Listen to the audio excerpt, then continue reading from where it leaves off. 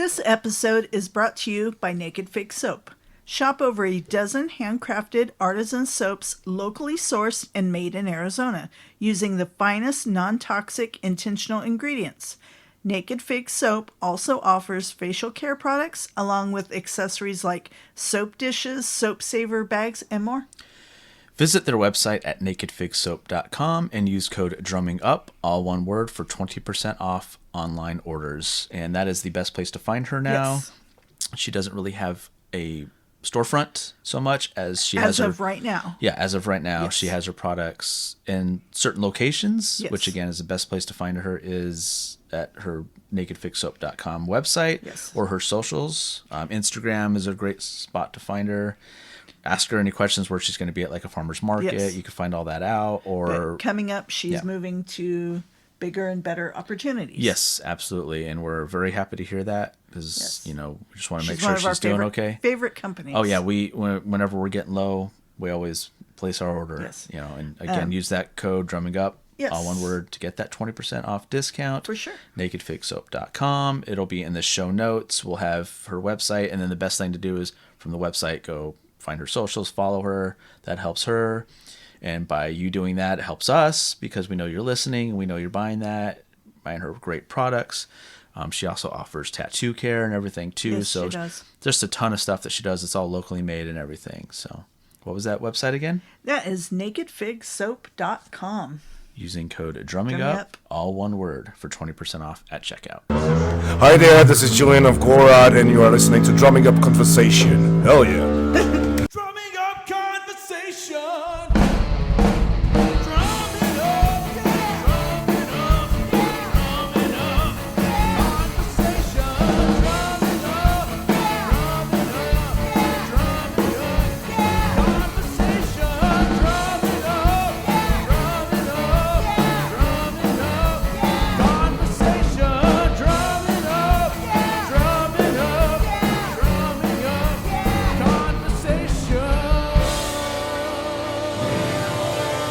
Yeah.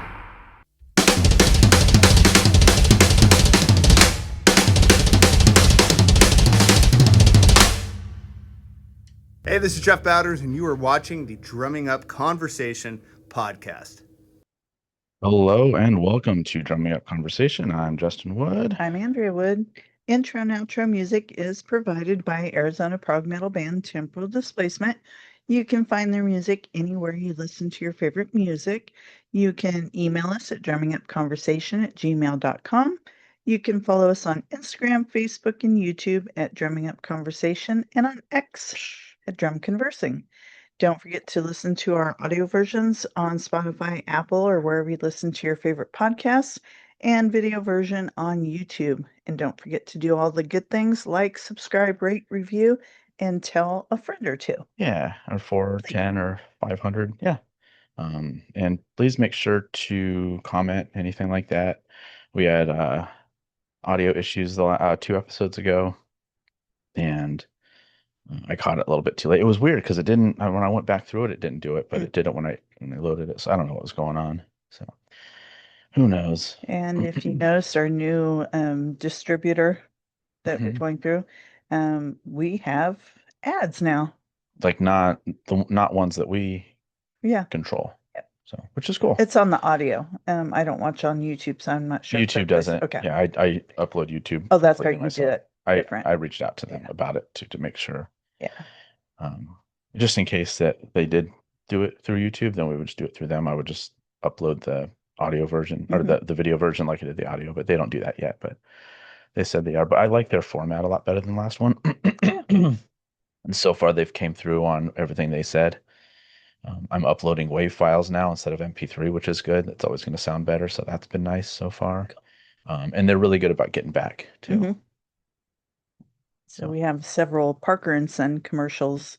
And the week before, I think it was like hotels or something. Oh, was it? I think Yeah. so.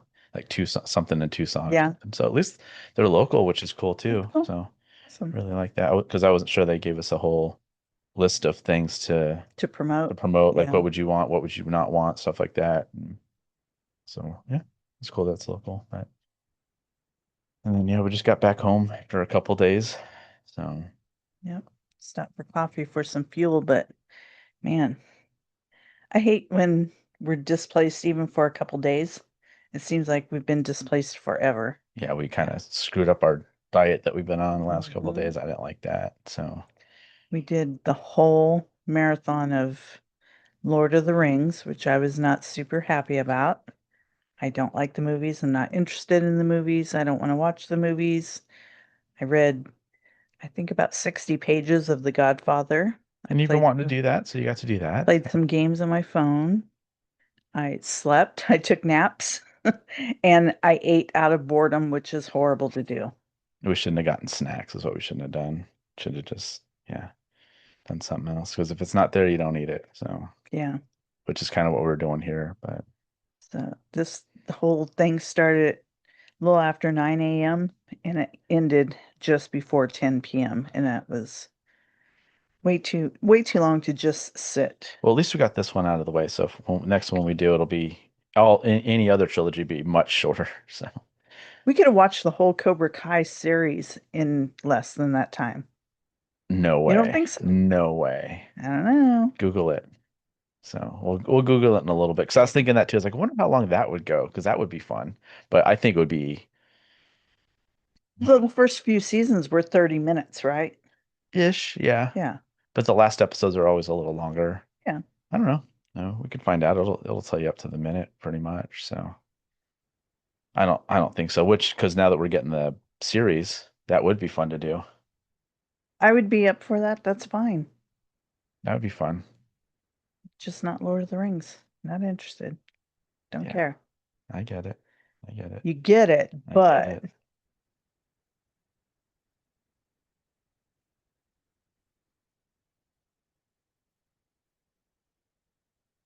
let me pause. All right. So today we're joined by drummer Jen Yates. How are you doing Hey. today? Hey, I'm great. Thanks for having me on the show. Of course. Thanks for Absolutely. reaching out to us. So, Out of curiosity, how did you find our podcast?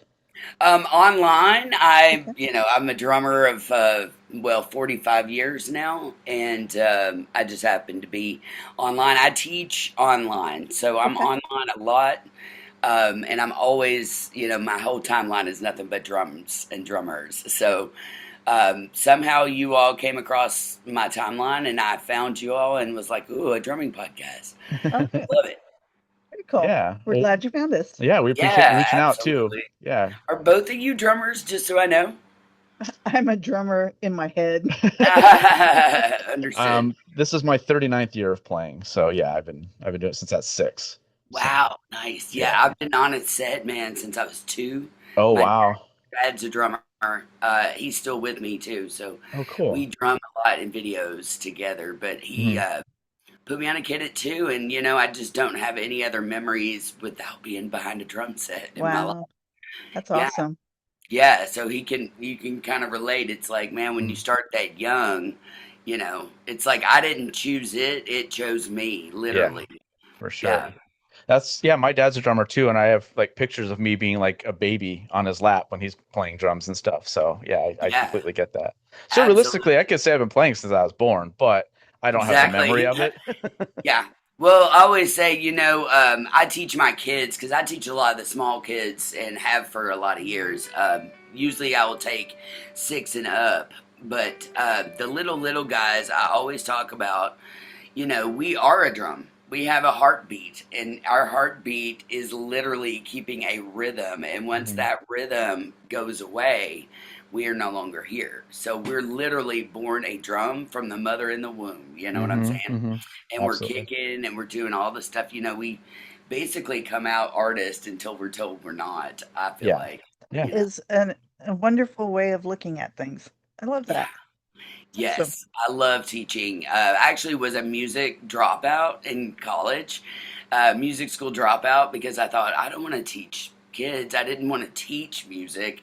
I wanted to be a rock star and play music. You know what I'm saying? So, and then life. I did 25 years in news media, working for Warner Brothers, and did radio for a long time, and just it was not my passion. And I saw an ad in a newspaper that said looking for a drum instructor, and I had everything that the requirements listed.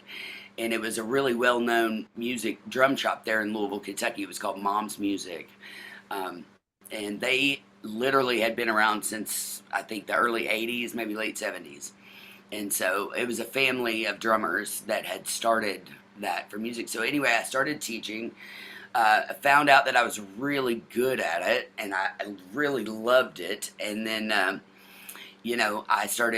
got up to about 40 kids a week, and it allowed me to leave news media and do it full time. And then I got picked up for touring and stuff like that. So I was a music school dropout that life literally made a music teacher somehow. But it was always my passion, to drum. So I found that I love educating, Hmm. and I'm still a student too. I study Yeah. under Jim Riley and a bunch of other great drummers. I Nice. take clinics when I can. I just took a clinic from Dorothea Taylor. She was amazing. Got to meet her. She's the little old lady that's on TikTok. She went viral, like 2 million or something. She's on Drumeo. You'll catch her out there, but Okay. you'll see me tweeting her stuff out, or not tweeting, but Facebooking and social mediaing her stuff out a lot. And she's also, I just found out, going to do another drum clinic in Nashville. So if you're a drummer around Nashville or anywhere around and want to catch Dorothea Taylor, she's going to be back at Forks Drum Closet soon. So Nice. Oh. And so where are you from and where are you located now? okay, I'm from Lake Cumberland, Kentucky, Columbia, Kentucky, a little small town, Adair County. Okay. It's South Central. And I lived there for 21 years. We have a very famous marching band that my dad was in. He marched snare.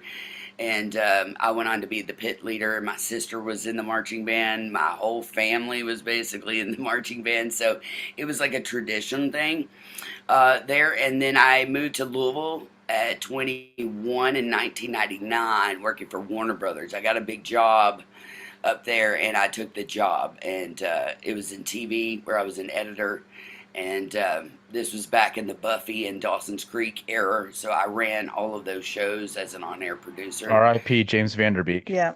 Yeah, exactly. I got to run Buffy and all of Oh. those shows for years, so it was kind of like a dream job, and I had already been in radio working and having my own show. I don't know why, but the lady loved my voice. It's always been very low, and I can project very loud. So it's something about my voice. I've been telling, people have been telling me since I was a kid they loved it. So radio is just an easy fit for me. So that ended up, all the media work took me to Louisville, where I stayed for 25 years in the Highlands, and worked news media mostly. And back in those days, in my 20s, had a lot of energy. So we're talking about the 90s, and so it was all the chick rock, stuff. And so I started, an all-girl band, I think, when I was like 21. I'd been playing in bands prior to that back in my hometown country southern rock band named White Horse. And and so I just kept playing all the way through, and then eventually, I got to the point where I got asked to do tours, and I did a lot of theater and stuff too there. So Louisville was like my home base for a while, and then I was injured about in 2018 there. I suffered a major spinal cord injury, and you can see they had to slice my throat there. But I have a metal cage that sits right here. Oh my Oh, God. I almost severed my spinal cord, and they were afraid I was about to be a or quadriplegic from neck down. What oh. happened? Well, I was attacked in Oh, no. downtown Louisville. I was punched several times, and I fell on concrete stairs. And when I fell, my 5, 6, and 7 in my discs almost sliced my spinal cord. Oh my So gosh. it literally was hanging on by about, they said, 10% when I found the neuro. This also carried into COVID during the shutdown. So nobody was taking new patients at the time. It was incredibly hard to find a doctor. But when I did, and I was losing feeling, like the next day after this happened, I had to go to Nashville, and I was drumming at Dark Horse Recording Studio. And Okay. I was like, man, I can't feel my arms. Like, I couldn't feel my arms. It started there. And then it was, oh, I can't feel my fingers. And then it was, oh, now I can't feel my legs. Like it just kept going. And then my strength, loading drums, right? So Mhm. I've carried 300 pounds of equipment across the Oh country, my basically, God. most drummers Yeah. have. If you go out on a smaller type tour, you're going to be loading your equipment every day. And we did 190 shows on the road. So we're talking like 9 shows a week. Like it was my full time job. So I noticed I couldn't lift my equipment and stuff. And I was like, something is not right. And I was still drumming on this injury. Oh, The doctors have no idea how I did not paralyze myself in that time period before surgery. But as soon as I found a PCP and then they referred me to a neuro, the neuro was like, we're going in immediate surgery, like next week, like as soon as possible. It was the week of Thanksgiving, and they were like, as soon as we get through this. And I couldn't drive, I couldn't take a shower. They were afraid I was going to fall. I had to literally lock myself in a room Jeez. and not come out. And he was like, no going up and downstairs, no driving for you. If I had taken one small hit, I would have been a quad. So I'm very thankful. Today, I don't feel three fingers on each hand, but I do have the motor skills via therapy. That has changed everything about the way I play, and it's been incredibly hard getting my feet back because I don't know if you know anything about spinal cord patients, but if you don't sever if you're not a quad, then you basically lose your stomach down. So I lost a lot of my feeling, a lot of my balance, and then my legs. When I came out of surgery, my left side was semi-paralyzed for a little bit, and so my left side took a really hard hit, and there was a strength difference left to right. So this is where the fascinating drum part stuff comes in. Hmm. As drummers, we need our left and right sides. We deal with left and right nonstop. We have two limbs on the right and two limbs on the left, and then we're doing combinations of that. So, with me not feeling my fingers, that's why I went back to study under Jim Riley in Nashville, because I was like, man, I got to get this strength back. I got to get this feeling back, and it changed. Imagine 40 something years playing and not having that, and then all of a sudden, you're not feeling body parts. The ironic and weird part is, I didn't lose, I don't think, any of the muscle memory hardly at all because I continued to play afterwards, and they let me play for very short little amounts of time with a neck brace. I couldn't play. I think he made me keep it under like 2.5 minutes or something like that. So I'd make these little snippets and videos and stuff like that. I've always videoed and just put my videos online, and that has drawn attention to a lot of people. And then after the spinal cord injury, I want to give a shout out to Peisty Cymbal Company because I got to meet Kelly Peisty, who is the daughter that now owns the company. And I don't know where they're based, but I know they're Switzerland, but I don't know. She's also based somewhere here. But they donated to my friends had set up a GoFundMe, Nice. and they donated thousands of dollars to my wow. to my recovery, and so did a lot of other drum companies and individual drummers as well. So Very cool. it was kind of a weird blessing in a weird Hmm. way, because it's awful how I feel now, and I've lost a lot of my stamina. So loading drums, like here we go, but I always have to hire somebody to do that now. It's the physical lifting and setting up of the equipment that's the hardest for me. But I changed grips. I used to play traditional, and then I've always, and then when I got in my rock years in the 20s, then in the heavier stuff, it was always, match grip. Hmm. But sometimes I flip flop back because I don't drop sticks traditional like I Hmm. do. I drop a lot of things. And if you know anything about spinal cord patients, our hands tend to draw up into fist, and it goes here. Hmm. Uh, if you've ever watched football and somebody Hmm. got hit, like Yeah. Tua down in Florida was a great Hmm. example. Hmm. When I saw him get hit and he started shaking and his hands drew up, I knew it was some kind of spinal issue just because of my experience. And now I'm like the old grandma that's like, kids, take care of this neck, take care of your neck, like. Hmm. But there's a lot of things I can't do now that I used to do, like ride motorcycles or Oh no. I can't bowl because of how heavy the ball is, and anything you lift also affects this. So, I still have to be careful. I'm 5 years out, so I've done a lot of therapy, a lot of physical therapy, a lot of mental health therapy. Also want to maybe make a point to get a master's in music therapy because that's kind of like where it's led me in a weird way. And I've always kind of been obsessed with, um, the solfeggio and all this stuff when we get into music therapy and how hertz and certain tones can vibrate things in our body and heal us. And so Mhm. I've been really using it as a tool now, I guess, Okay. to pay attention more to my body when I play. Mhm. Also, I'm a big, since I've been on a kid since I was so young, and you too, Mhm. uh, I move my body a Yeah. lot when I play, and I move it in a like I feel it coming through. And if I don't feel something, then if I'm feeling it, I know the audience is feeling it.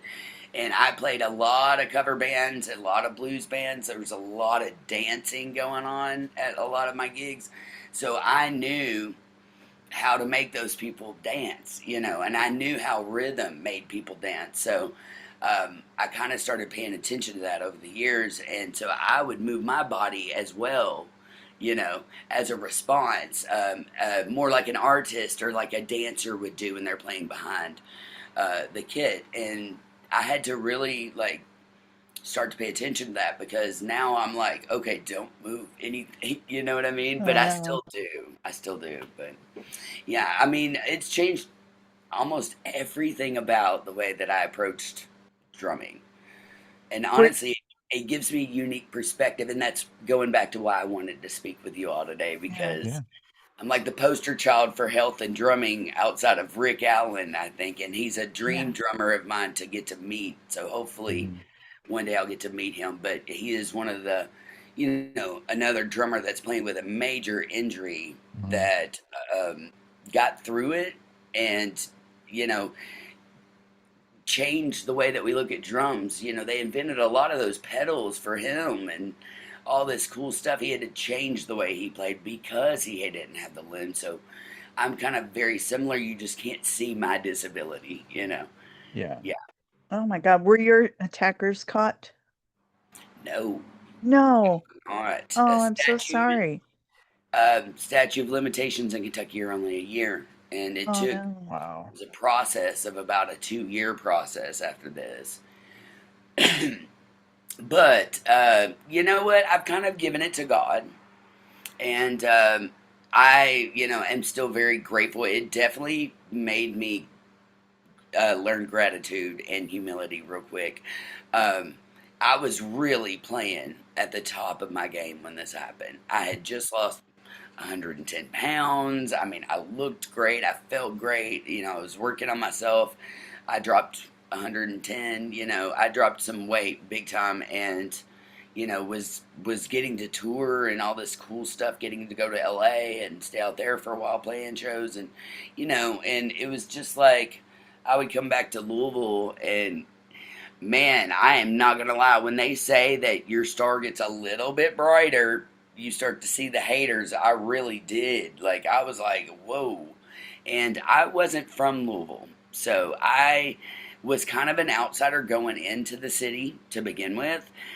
Met some amazing musicians there, some amazing drummers. I still have a lot of friends there. I still do a lot of gigs there. But when we're drumming, a lot of times, on a smaller level, you'll have to promote. Obviously, your venues want you to bring people, and you're doxing yourself. You're saying, "I'm going to be here at this certain amount of time," and it was getting to the point where like musicians were getting shot Oh on no. stage Oh my in God. Louisville. Yeah, where I was there in the Highlands, and I was just like, man, I don't know. It just I was getting death threats on my My God. social media through private accounts, and I kind of felt for uh, a safety. I started to think about my safety because I never thought about that before. And now I'm in my 40s, you know what I'm saying? And I wanted to go kind of back to the country where I was from and just live out a more simplistic life. I was in 15, 20 bands. I was a side player. So they would always call me, and I was always doing theater and I was always teaching kids. And then, I was doing other projects with bands on the side for money. And so a lot of people would call me as a backup. So, I mean, I literally was playing, in 20 or more bands at the same time, just kind of flip flopping. Then I had my own special projects, but um, it was that whole experience. I've had to process it, and I've also taken about 5+ years now and processed it with an actual mental health therapist. Just because it changed a lot of the stuff. It really, I was in fear of my life there for a little No while. kidding. Yeah, and I just didn't know who was connected to who went to school with who. I was not from there, so I came back around my family. And one of the best things about the injury was that I got to be closer to my family because I had always lived 2 hours away or more since I was 21, and also it freed me up to just teach online. So I didn't really, I got to leave news media, I got to live my dream. And then all of a sudden I started teaching online, and this is before COVID. So I kind of already had it figured out by the time that my injury and the shutdown comes. And then I was down for quite a while. I couldn't even get out of bed for a long period of time. My legs wouldn't work. So Yeah. yeah, so thank God I got closer to my mom, closer to my dad, who's the drummer, and he has a drumatorium in Kentucky, by the way. My dad is a vintage drum collector, so if you Oh, see me in these crazy rooms with all these drums behind me, and you're like, "What drum is that?" It's because of my father. He's got great taste, and he's been playing. He's been playing since the womb, basically, too. But I think maybe early teenage years. But he toured and did all kinds of cool stuff, and he basically is who we need to thank for this today because without my parents, they're highly supportive of everything I do. So honestly, the injury brought me into a different city, which is cool. And I'm closer to Nashville now, and I'm closer to all my family. And I've got so many family. We always make a joke about Kentucky. It's Kentucky. So everybody here is kin to somebody, and I've got a cousin in every county kind of thing. But, it's funny. I can pack an entire venue with just my family. And I'm the drummer, right? So, usually I wasn't, I don't know. I have different things to say about it, but it's like it almost gave me a new life. I could just focus on drums. I could just focus on my health and safety. I can be in a safe space. I can call on family. They're really close if I need them. And it got me out of that city. And I'm just really thankful. I had some great experiences there, amazing experiences. But I also had a lot of, you know, bad ones too. So, yeah. via the mental health therapy, though, we're trying to look at it on a positive note. And I'm really been working on my mental of just staying positive every day and being grateful that I can still walk and that I can drum. And slowly but surely, the feeling is coming back. But they just did another capture of my spinal cord, and it had only grown back about 20% in 5 years. Wow. So nerve damage is a very slow, painful process. It feels like somebody is just stabbing my hands, all the time, like with a knife, and it cuts off about right here at the elbow. So when they put that metal cage in, they set it on top of two pinched nerves on the side. Bonus. And ever since surgery, from elbow down, I feel like I'm holding an electrical fence. Oh boy. So Wow. if you can imagine having that and then playing drums and hitting a drum head and that vibration coming back through your hands all the way up, it can be quite excruciating. But in a weird way, because music is healing. I always say music is the healing force of the universe because it Mhm. really is. And somebody else said that. That's a very famous quote, and I can't Yeah. remember who. But I've kind of adopted it as my slogan because it's true. Hence the music healing, stuff. But the doctors are saying that I am healing myself by playing music. they love that I played drum set because it works my feet, and my feet feel like they have concrete blocks on them since surgery. So I lost a Yeah. lot of my speed in my feet. Wow. And if you watch my videos, you'll be like, okay, like a lot of people don't see it, but I see it because I was playing on top of my game, and then I had lost a lot of speed and balance, and if had to go back. But also, it made me study myself more, study the way that my body moves, study um, healthy the health aspect of drumming, how to sit behind a throne properly without killing your spine, how to pay attention to the movements that you're making in your neck, things like that. But my arms do go flush after I play for about an hour or so.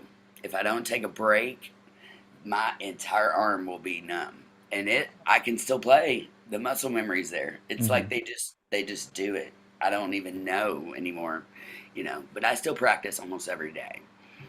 And That's cool.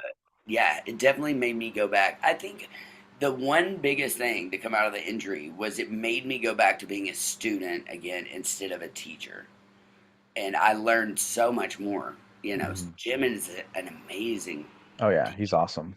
Yeah. Yeah, I mean, he literally would just blow my mind. I'd go down there, and we'd be in his drum dojo, and I'm like, holy crap, and he's showing me things to do. And sometimes I always felt with him that I didn't hear myself play like he heard myself play, or like other people hear myself play.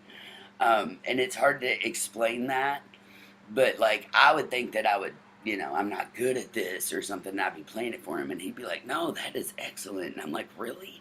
Like mine don't sound like yours for some reason. And he's a beast. He is a beast. Of course, he's played with Rascal Flatts and toured. So And, you've heard him play. So Yeah. yeah. oh yeah, and he's got Grammys and stuff. He's Yeah. one of those. He's got a lot of CMAs and awards, but he's such a cool dude. And I think right now he's actually teaching live music performance at Belmont University, which is somewhere I always wanted to study. So I am looking into their music therapy program down there. Nice. They're in Oh. Nashville. I'm just right above Nashville in Kentucky. So Will you always have the metal cage, or will it be removed at some point? no, I'll always have it. So they Yeah. took my 5, 6, and 7 out the disc, and they put in the metal cage to protect the spinal cord injury that's going through it, so it could go back. I wish I could say no, but I also set off metal detectors now. So, That was going to be my next question. great question. Yes, I do. I have to have a special card that my doctor gave me because anytime I walk through a metal detector, you're gonna, and that's kind of interesting. I Have you also ever felt messed with them? Like, how did I don't? How did that get I there? need to. I You say know. there's something on my What? neck? Where Right. No, pretend you but don't I'll even send know you the about it. pictures of it. It's gnarly, man. Yeah. The pictures. I've used it for. I write. I love to do original music, and so I like the creative aspect of it. I love to play covers too for money and stuff like that. But my true love has always been the artsy side of music, which Mine is too. what we all love. It's just hard to sell originals out, out and about. But I never really cared what anybody thought of it. I just did it for my own mental health therapy. So I wrote a song called Metal Neck Mofo, and the cover is my cage. That's cool. Yeah, it's really metal, hardcore. I was like, I can't write a song about this and not make it metal, because Right. I have Yeah. metal in me. So, and then that started, a whole thing, and everybody was like, "Wow, that's an amazing album cover." And it's just a song to my haters to be like, "Hey, I'm still here." Like, y'all are Yeah. the sideshow. We're over here dropping beats on the DL and all this other stuff. But yeah, I just thought, And by the way, we used drills because I've been producing a long time. I actually took drills and made that the solo in the Metal Neck Mofo because I put the surgery in the song basically. Yeah, that's cool. So a little Yeah. Eddie Van Halen, huh? A little pound cake, whatever. It's Yeah. definitely metal. Yeah. Yeah. It's I'll send it to you. It's real rowdy, but you can Cool. get on any streaming platform. Okay, out cool. there. Cool. We're all over that. Just Yeah. under This- Jen Yates, but it's Okay. called Metal Neck Mofo. That's Okay. awesome. Awesome. Yeah. So cool. That was my response to the. I don't know if you know, but I'm kind of like I've always been kind of like a rapping drummer. Like that's always been my shtick. I had a lot of girl bands. I never was a major singer. I can harmonize. I can play a lot of other instruments. I played piano, guitar. I played clarinet and saxophone in high school and all kinds of different things. But drums, were always my forte, and it's what my dad loved, and it's what we enjoyed doing together. So, I always just focused on that. But as far as production, from working in Warner Brothers and being an audio editor and a video editor, And you got to be in a costume too. So yeah, I did. Yeah, I was Michigan J Frog. That's really cool. You want to know why they made me Michigan J Frog? go for it. Because of my calf muscles in my legs. Yeah. Because I have really strong legs. Obviously, drummer, right, Yeah. for many years.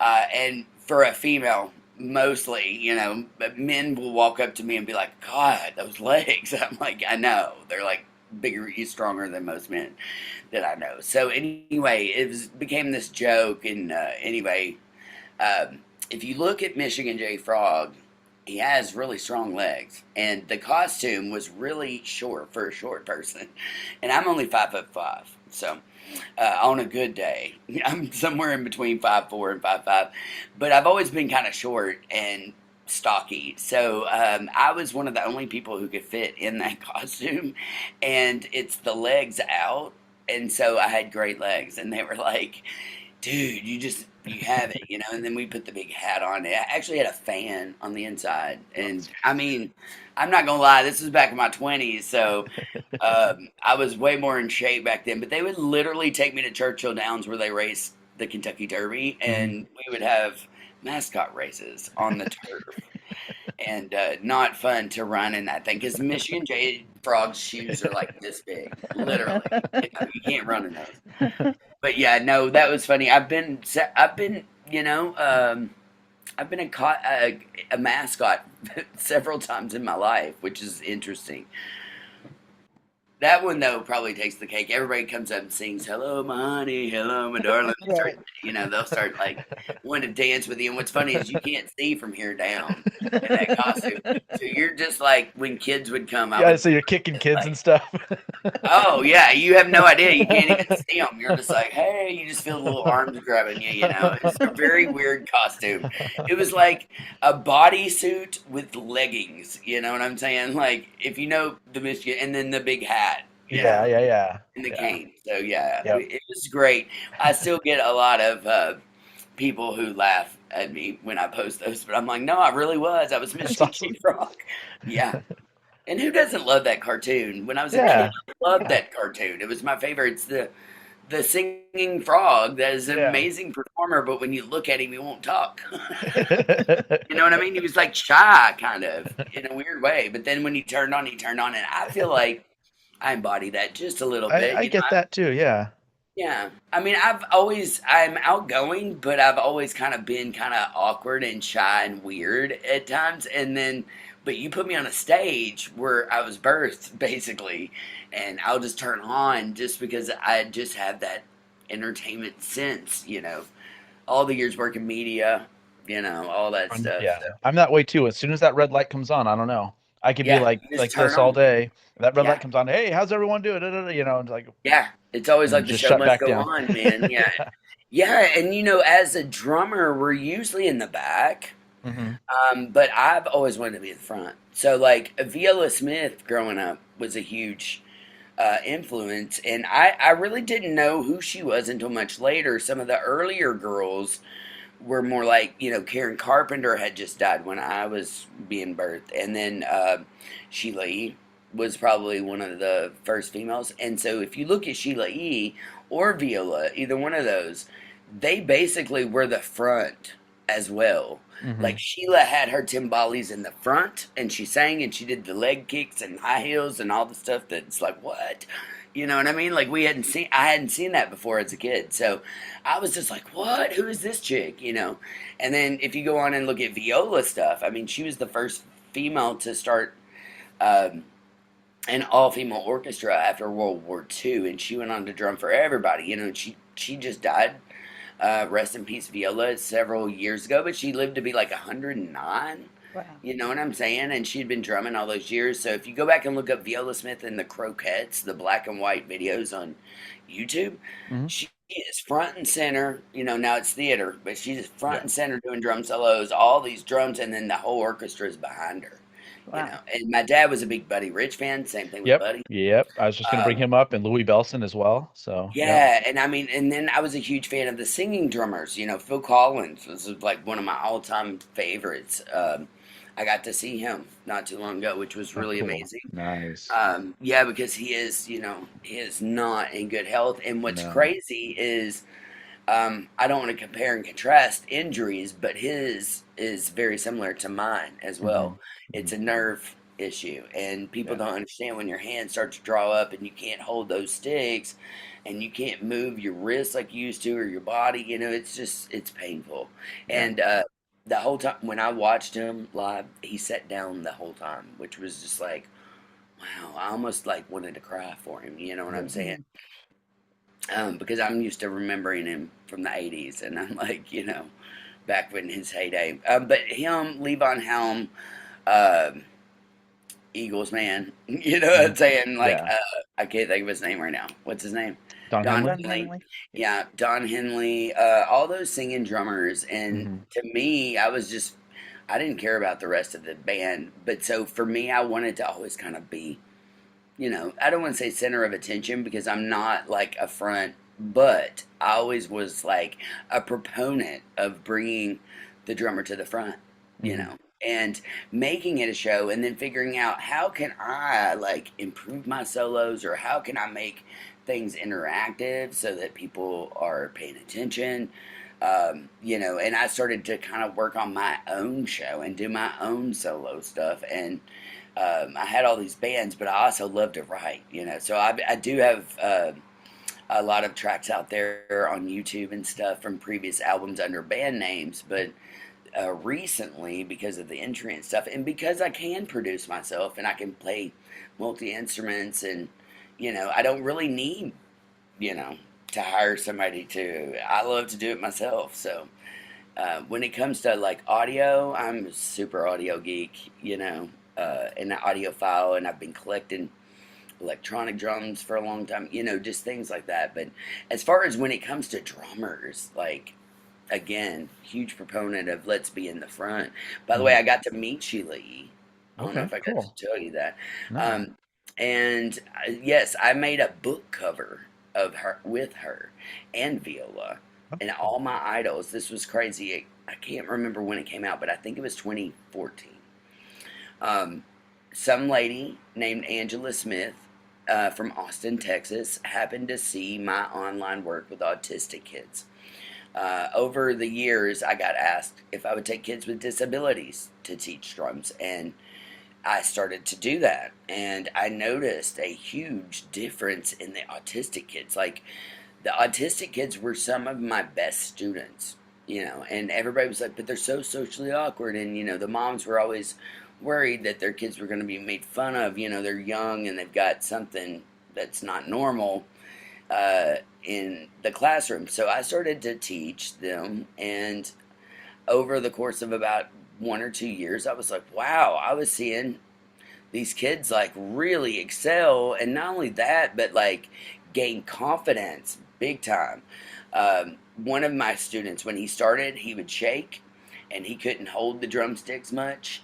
And by the time we were like 2 years in, this kid was playing, on stage at his school doing drum solos and stuff. And he had broken through all of those like physical ailments. And I was just like, wow, I have to videotape this for the internet to see because this is just like mind blowing. And I was seeing music heal people like literally while I was working. And so this was back before social media really dropped or like YouTube or something. So I started filming with like a GoPro and then, all this stuff. But anyway, she ended up seeing it, this author, and she said, hey, I'm doing a book. I'm writing a book on women drummers. It's going to be about women drum set players, which there had never been a book written specifically for women drum set players. There'd been a book on women drummers and percussionists and stuff Yeah. like that. But Anyway, so she was like, I'm also tracing the history back to prehistoric times. She didn't tell me a lot about it, but she said, would you be interested? And of course, I was interested. So I sent her a bio picture, and I answered 20 questions online, and I sent it in. And then she said, okay, thanks. It was at the end of the year, and she was like, it's going to be coming out in April of next year, some. So I threw it. I was like, okay.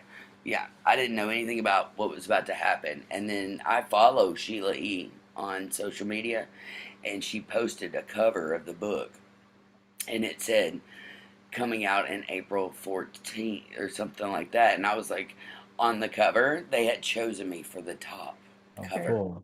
and I got like this huge. If you look at the book, you'll see it's like me at the top, and then all my idols at the bottom. And I didn't know I'd been chosen for the cover. I got up and ran around my house in circles like 14 or 15 times. I was so excited. I was like, what the?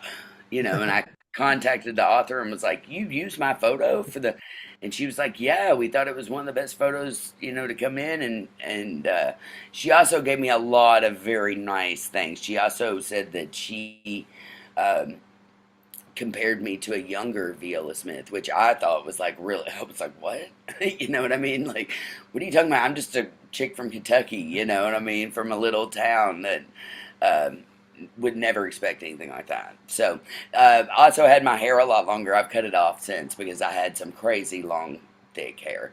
And I was always having to wear hats or do-rags when I played to keep it out of my face. Yeah. So if you do get the book, it's called Women Drummers, A History. I think I've A seen that. history Yeah. from rock to blues to jazz to country or something like that. And it's on Amazon.com. And that cover photo is me. Although my hair is in my face in the photo. Every time they take a photo of me and put it in a magazine or a documentary or something, I'm always got my hair across my face. You can't even tell it's me. But it is me. So anyway, I got to go on to meet Sheila E. after that. She signed my book. I got to talk to her. I never got to meet Viola, but Viola was aware of the book. And here's a very magical thing that happened on Viola's deathbed. The family let the author know that Viola wanted them to read that book to her on her deathbed. And so she evidently laid in a room and had her family read that book to her. And she That's really died cool. holding it in her arms. How wild is that? That's crazy. And That's she's really known cool. as one of the oldest female drummers out Yeah. there. Oh yeah. Dorothea's up there, but Dorothea is still around, and Mm-hmm. Viola was 109, so and she drummed every single day until she died, pretty much physically until she couldn't. Probably why she lived to be 109, staying in shape. Right? I mean, She it's she does. There's a quote out there that says Viola Smith. The secret of life is, she said, a glass of wine and drumming every day. Is I what could she do said. that. Yeah, that's what she said. I That's don't have a awesome. copy of the book here. I would show it to you, That's but yeah. that's really cool. So, do you remember your first drum set, and do you still have it? I'm still playing it now. It's in Oh, the that's next room. awesome. Yeah, yeah, Okay, cool, yeah. cool. I've got my drum studio next room. Nice. But yes, I do. As far as like super early on, it was coffee cans and stuff like that. But my dad Yeah, was yeah. putting me on. My dad put me on a 1960 silver sparkle Ludwig kit. He's a vintage collector, remember? So he loves a Yeah. Ludwig, and he loves the 50s, 60s, and back. 70s was always my thing, because I like all the experimental drums that Yeah. Ludwig did in the 60s, Mm-hmm. or the Mm-hmm. 70s, I mean. 70s, I feel like that psychedelic era and that rock and roll era really brought in, like, The oh, Ludwig let's Black put Beauty fish in snare. the drums, and let's put lights in the drums, and Yeah. let's make them see through. It's Yeah. like just the crazier raps, the Yeah. Vista lights. I'm a huge fan of the Vistas. The John Bonham Brown ones and all that stuff. Yes, Yeah. and my dad has almost every kit that John Bonham had, replica, like from the '70s Ludwig stuff. Does he have But anything Oyster from like the Ringo era? no, Dad No? was more Okay. of the. Now Dad loves the Beatles, but Uh-huh.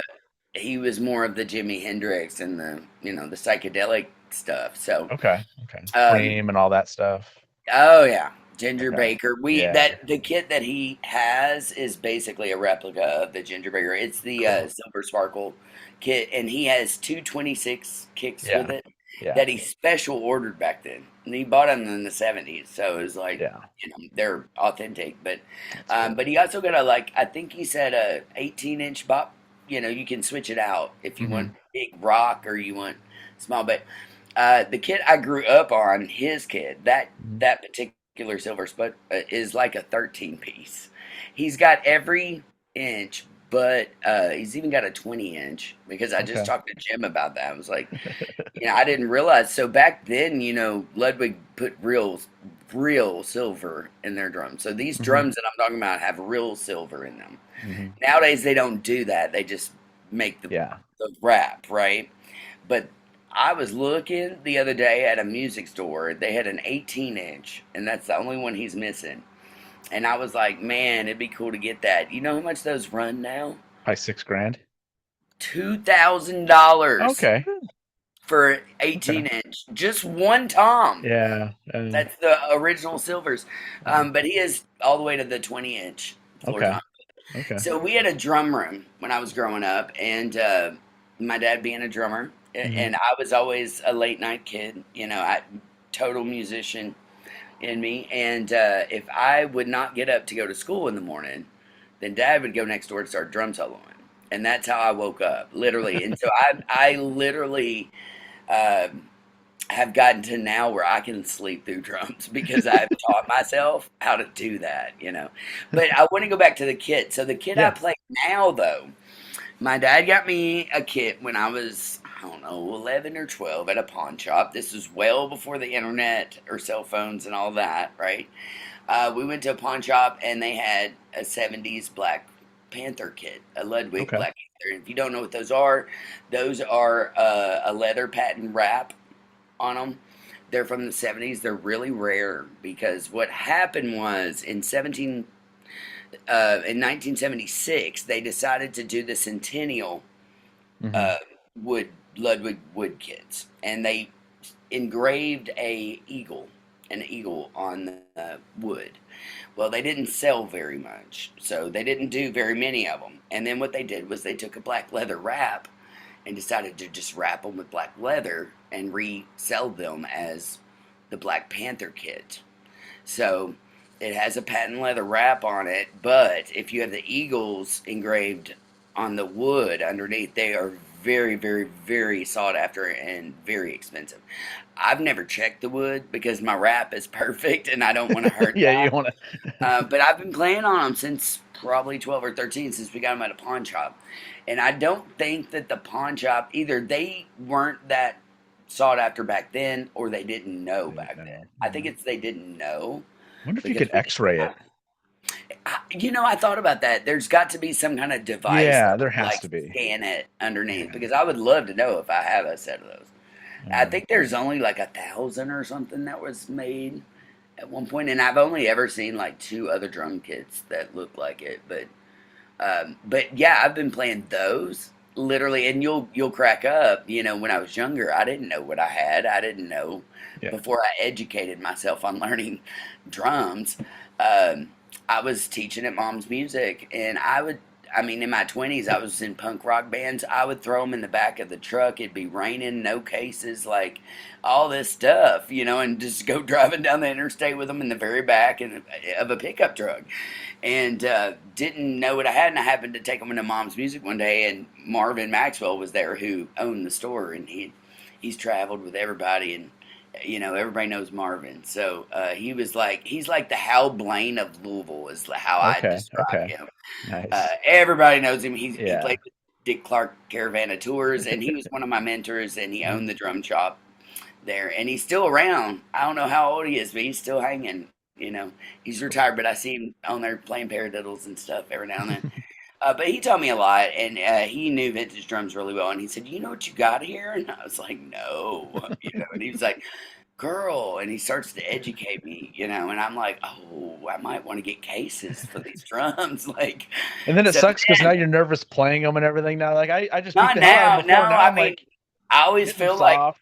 I did when I was 12. I beat the shit out of them. I've done some stuff to them. I've bent the heads, bent Yeah. the rims. I've done a lot of stuff to them over the years, but I've had them since I'm 13 and I'm 47 now. Hmm. So, I mean, that's how long I've been playing them. And I call them my babies. Yeah. I have a couple of other kits too, but my main one is the 70s Ludwig Black Panther kit. I do have a 70s Vista kit that's baby blue, the blue ones that are see through. Hmm. And my dad has the wooden ones and the stainless steel ones, and he's got a lot of other snare drums and other kits and things like that. But that's the one that I play. It's the one I'm the most comfortable on, and I Hmm. love to play my own drums. I know they always Yeah. have house kits, and I'm like, no. I've Yeah. seen after touring and seeing some of these house kits, I'm like, yeah, I'll never. You say you got a house kit, I'll bring my own stuff. You Exactly. Through the years, who have your influences been? Ooh, that's a great question. On drums. Mm, First and foremost, my dad. I have to say that he was teaching me my five-stroke roll when I was 3 years old. Um, and he was a huge drumming fan and a collector, like I said, and just knowledgeable about a lot of things.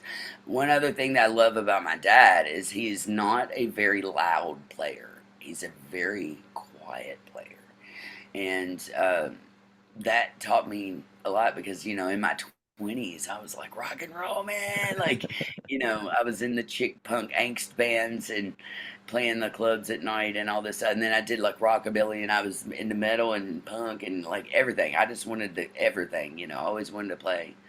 But my dad first and foremost. Other than that, I definitely want to give the women shout out. Everything from Karen Carpenter to Sheila E. to Cindy Blackman Santana, all the girls that were coming out. I was also watching like the Peterson chick, the Bangles, the Go Go's, all those, those type of chick bands. And Four Non Blondes were really big, those types. And by the way, this hat, I would definitely want to give a shout out. This hat right here says "Keep on Drumming" on it, and that is sent to me from Don Richardson, who is the drummer of the Four Non Blondes. Okay. The What's Going On? mhm. Yeah. You pull that out in a club. It's like a standard now, that song. It's like, and I said, hey, yeah, yeah. Everybody sings it. So anyway, she sent that to me during my injury and told me to keep on drumming, that she was a big fan. She was Cool. paying attention. Awesome. So a lot of these hats that I have hanging up are from my travels and stuff like that and touring.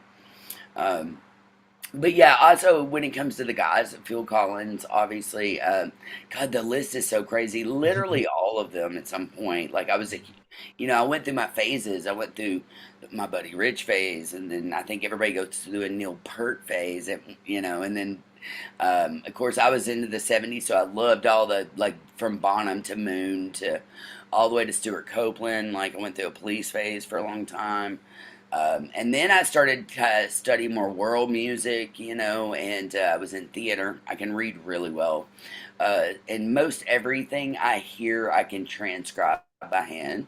Oh, cool. And it's just all the years of teaching and me doing it. I have my little whiteboard in class. I'm always like, writing it out. But I love the physical writing notation. So I also went through a huge Tony Williams phase at one point. Like he's the jazz guy, that Hmm. he literally is one of my tops. I mean, he's just mind blowing. Yeah. There's Carter Beauford from the Dave Matthews Band. Love him. Um, Gosh, I've got so many. It's just like, oh, it's so hard to even. People will ask me all the time, "What's your top five?" I'm like, of what Well, genre? yesterday Like, it was this, today it's that. Yeah. exactly. I mean, I would say all of them. I also love like the James Brown drummers, all the funk drummers, like the Motown drummers, like the Motown. It's one of my favorite styles to love to play. But yeah, even into the world music. But I try to network with all the drummers because I am a drummer's drummer. Like Mhm. I could care less about the rest of the band. Usually, I'm just like, oh, this. But I've gotten to meet a lot because I'm really close to Nashville. Yeah. So they're always putting drum clinics on. I got to meet Sugarfoot, who's Madonna, Michael Jackson's drummer, on all their hits. I tell you another one that I would love to meet that I haven't met yet is Purdy, and I know he's not Okay. going to be around Yeah. probably much longer. I mean, some of these drummers are really getting up there, but dude, they can still play. It's crazy. But Well, Bernard you got to meet Purdie. one of our favorites that we're still trying to get on the show, and Ray Lucier. So he's Oh, we need to get Ray yeah. on this show. Yeah, he Yes. would Oh probably man. do the show. I would think he would do We've reached this. out, but haven't heard back. But yeah, he's one that we would definitely like to get on because like he's been If influencing I me see since him, I'll be before he like, knows it. Ray, do this That'd show. be cool. Yeah, that'd be I've met him cool. a couple times. I got to meet Yeah. his whole family. Oh, So, cool. Yeah. mhm. Have you ever met Sammy Potts? No, no, I would love to though. She is a ray of sunshine, and she does this massive hair flip when she Oh plays. yeah. She's out of Nashville and all Like, that too. Yeah. Okay, how right can you on. yeah, it's like, how do you not get your drumsticks caught in that hair? But man, Girl, I she's used to mastered that throw. flip.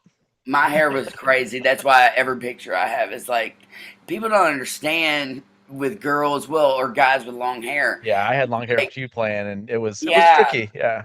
yeah. Anybody playing through the '80s glam rock years, like we or the '80s into the '90s, like Motley Crue years, um, probably played with long hair, and it's like you sweat so much And behind it the drum just set. sticks. You're right, and it just does this. And literally half the time mine would do this, and it's like I eventually had to cut it off, and people loved me throwing my hair around, but that was another thing that I had to really pay attention to. And now when I see that Grayson kid, I'm like, kid, take care of your neck. Like all it takes is one little disc to slip, and you're not going to be able to play like that. So I learned the hard way, and I'm always like, again, I feel like I'm the grandma, like watching him going, oh God, I hope he doesn't hurt his neck. Yeah. Because it really does affect everything with the drumming. But Mhm. no, yeah, I love the long hair, but woo, that's why I would have to wear the hats or the do rags. Usually, that's why you Mhm. always see me in a hat. Because if I'm playing, I put a hat on, then the hair wouldn't stick.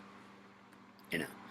But people don't understand how sweaty you're gonna be after like an 3 hours high energy show, late night bar club kind of venue.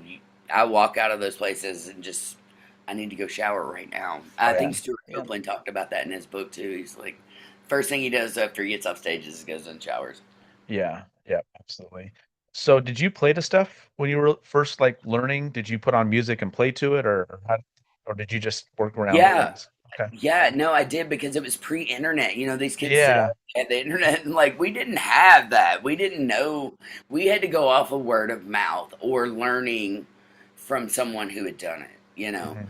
Mhm. There was no tutorials online or there was no blueprint. You know, So we're all lucky the for same me. age, so I was always the hit play and then get the volume correct and then restart the song when I know it's good and then start figuring it out. Yep. Yeah, lucky for me, my dad was a real big audio geek, and Okay.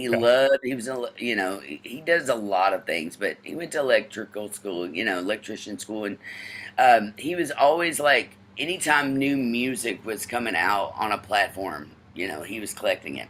So around this time, we're in tapes, and then we're going into CDs, and dad would go to every pawn shop and buy these CDs, and he had a big old stereo system. Mhm.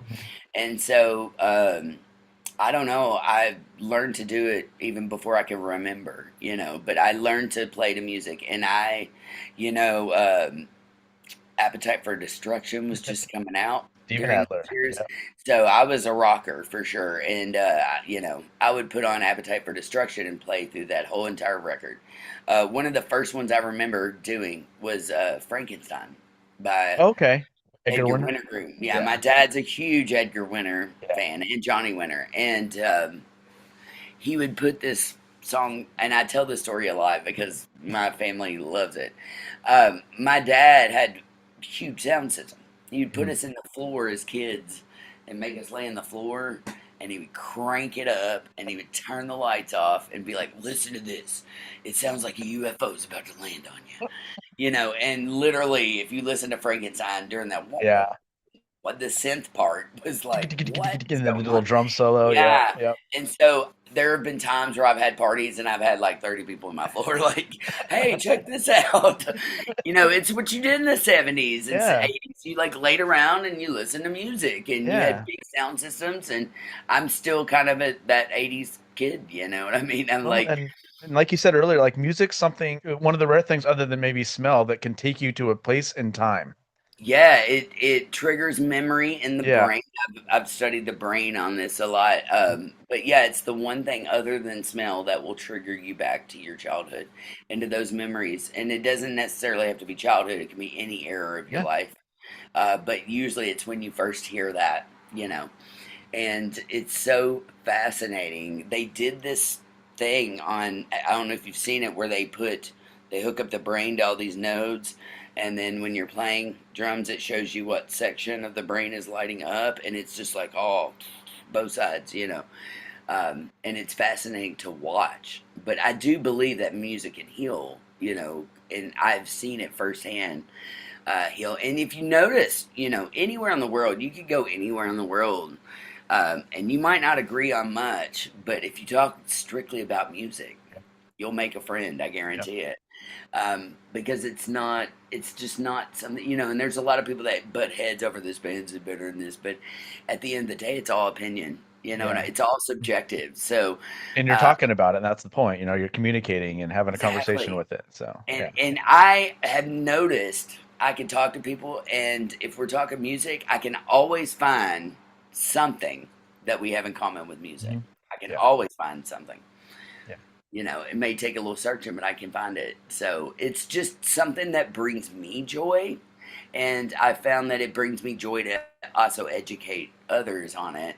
And now that I'm a little older and I've kind of like done a lot of cool stuff, I can kind of like lay back a little bit and more study, you know, more of the healing aspects of it and more of the really in depthness of music. But it is really fascinating, you know, and certain drum beats, you know, put us into tribal, like certain tribal beats and stuff like that, and rhythms at certain tempos put us into trance-like states. You know, you can go back and even look at the Haitian voodoo stuff. I mean, they were working this stuff years and years before we had a lot of these medicines, before we had a lot of all this other stuff. Well, And you know, drums is the back in the day, oldest. It's the oldest instrument. So, yeah, I try to educate my students on that. Other than the voice, hmm the drums have been around in every culture, in every culture, you know, and it's fascinating because no one knows exactly when it started. The book that I'm in, though, kind of does trace back women drummers through prehistoric times. Now, listen, this gets fascinating. Back in the day, women were the original drummers in childbirthing, and this is fascinating to me because of the Jesus story too. You know, there's a drummer in that, yeah. right?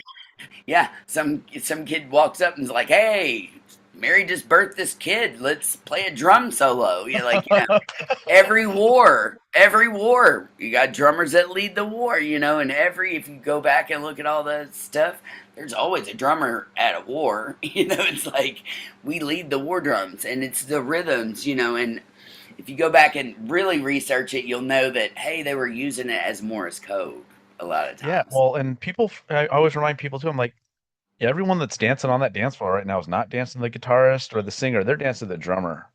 Yeah, So all and you them know having Victor fun out there, Wooten. that's because of me.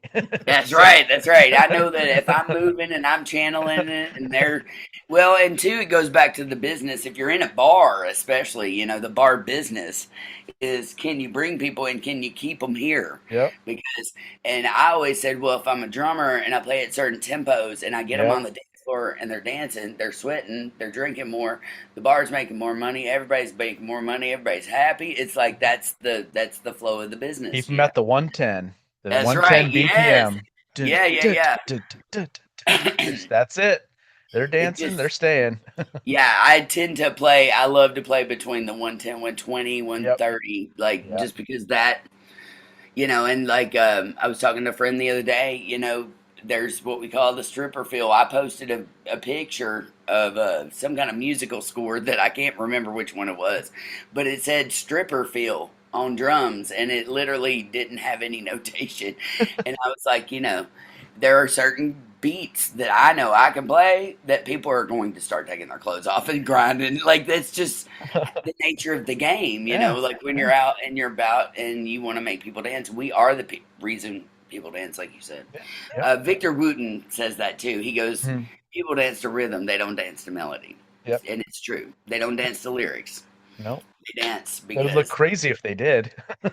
rhythm. Yeah, I know, You right? think everyone's like, Kind yeah, of but weird, like, wouldn't it? I had to wait. I had to like try to figure that one out in my brain. Ooh, that'd be very you imagine strange. them dancing to Eruption? No. That's hilarious. I know. It's so What's funny, happening to man. everyone out there? Get a doctor in here, quick. I just noticed you have a Dream Theater shirt on Yes, too. I Yeah. do. Yeah. He's Yeah. another one. I mean, the original guy, Mike Mike Port. Gordon. Yeah, we've I met him a few times. Yeah, he's cool. incredible. Yeah, he's a really cool dude. Wow. Yes, Yeah, he is one of he's those. He's like, you know, one of those that are just on another level that I just can't comprehend sometimes. It's like Chad when I watch Tony Gracie. Williams or something like that. I'm just like, Yeah, what in the world? Chad Gracie's another one of my big heroes, which he's been on a few times and good friends with him. Very cool. You know, Just Mike has specific drumsticks, and I bought some because he's got that weird ring on them. I don't know if you've seen his drumsticks. yeah, We have a few of Okay. them up there. Yeah. Okay, sweet. Do you see the little rubber ring that he puts on them? yeah. You know what that's for? I was shocked. It's It's for people like me. You sweat, you yeah. have that little. I didn't know that, and I started to play with some of his drumsticks because of that, because of Hmm. my injury. Yeah. And also, I'll give a shout out to Copper Groove, or Cooper Groove, or is it Copper Groove? It's Cooper Groove. They are the ones that make the drumsticks that have the little grooves in them now for Oh, yeah, yeah, yeah. For yeah, grip. they're Yeah. making Yeah. specific drumsticks for people, like me that are injured that might need the little extra oomph I'll when wear they're playing. gloves a lot too. I found a pair of gloves that really works for drumming, and Yeah, that helps too with a lot of the impact because I hit really hard. yeah, And there's times that like, because I do it a lot to stay in shape. I play drums for that too, not just for the yeah, music part of it, just stay in shape. yeah, And I hit yeah. It's hard and very I run it like it's a marathon and so there's nice. times that my hands would just like I'm like I was losing grip or just losing the feeling and stuff. I started wearing gloves and it helped out a lot with that. So, Sweet. I've tried that. Sometimes it bothers me and sometimes it mhm. doesn't. It's like I'm so sensitive toward weird stuff. Yeah. I'm a very anal, like I have to have my drums at a very specific height and like, I've just been doing it so long that You know what even you with, like. yeah, I know what I like, and I have to train a tech sometimes, how to take things apart and put it back together the proper way, and just very particular about some things, which most drummers are, Yeah, you know. too. My dad's drum set is way different than mine, and when I play his, I'm like, this is Hmm. weird. It's Yeah, so weird.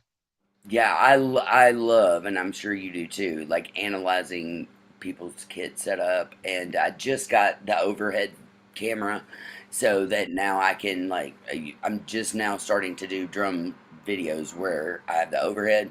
Yeah, bird's eye view thing.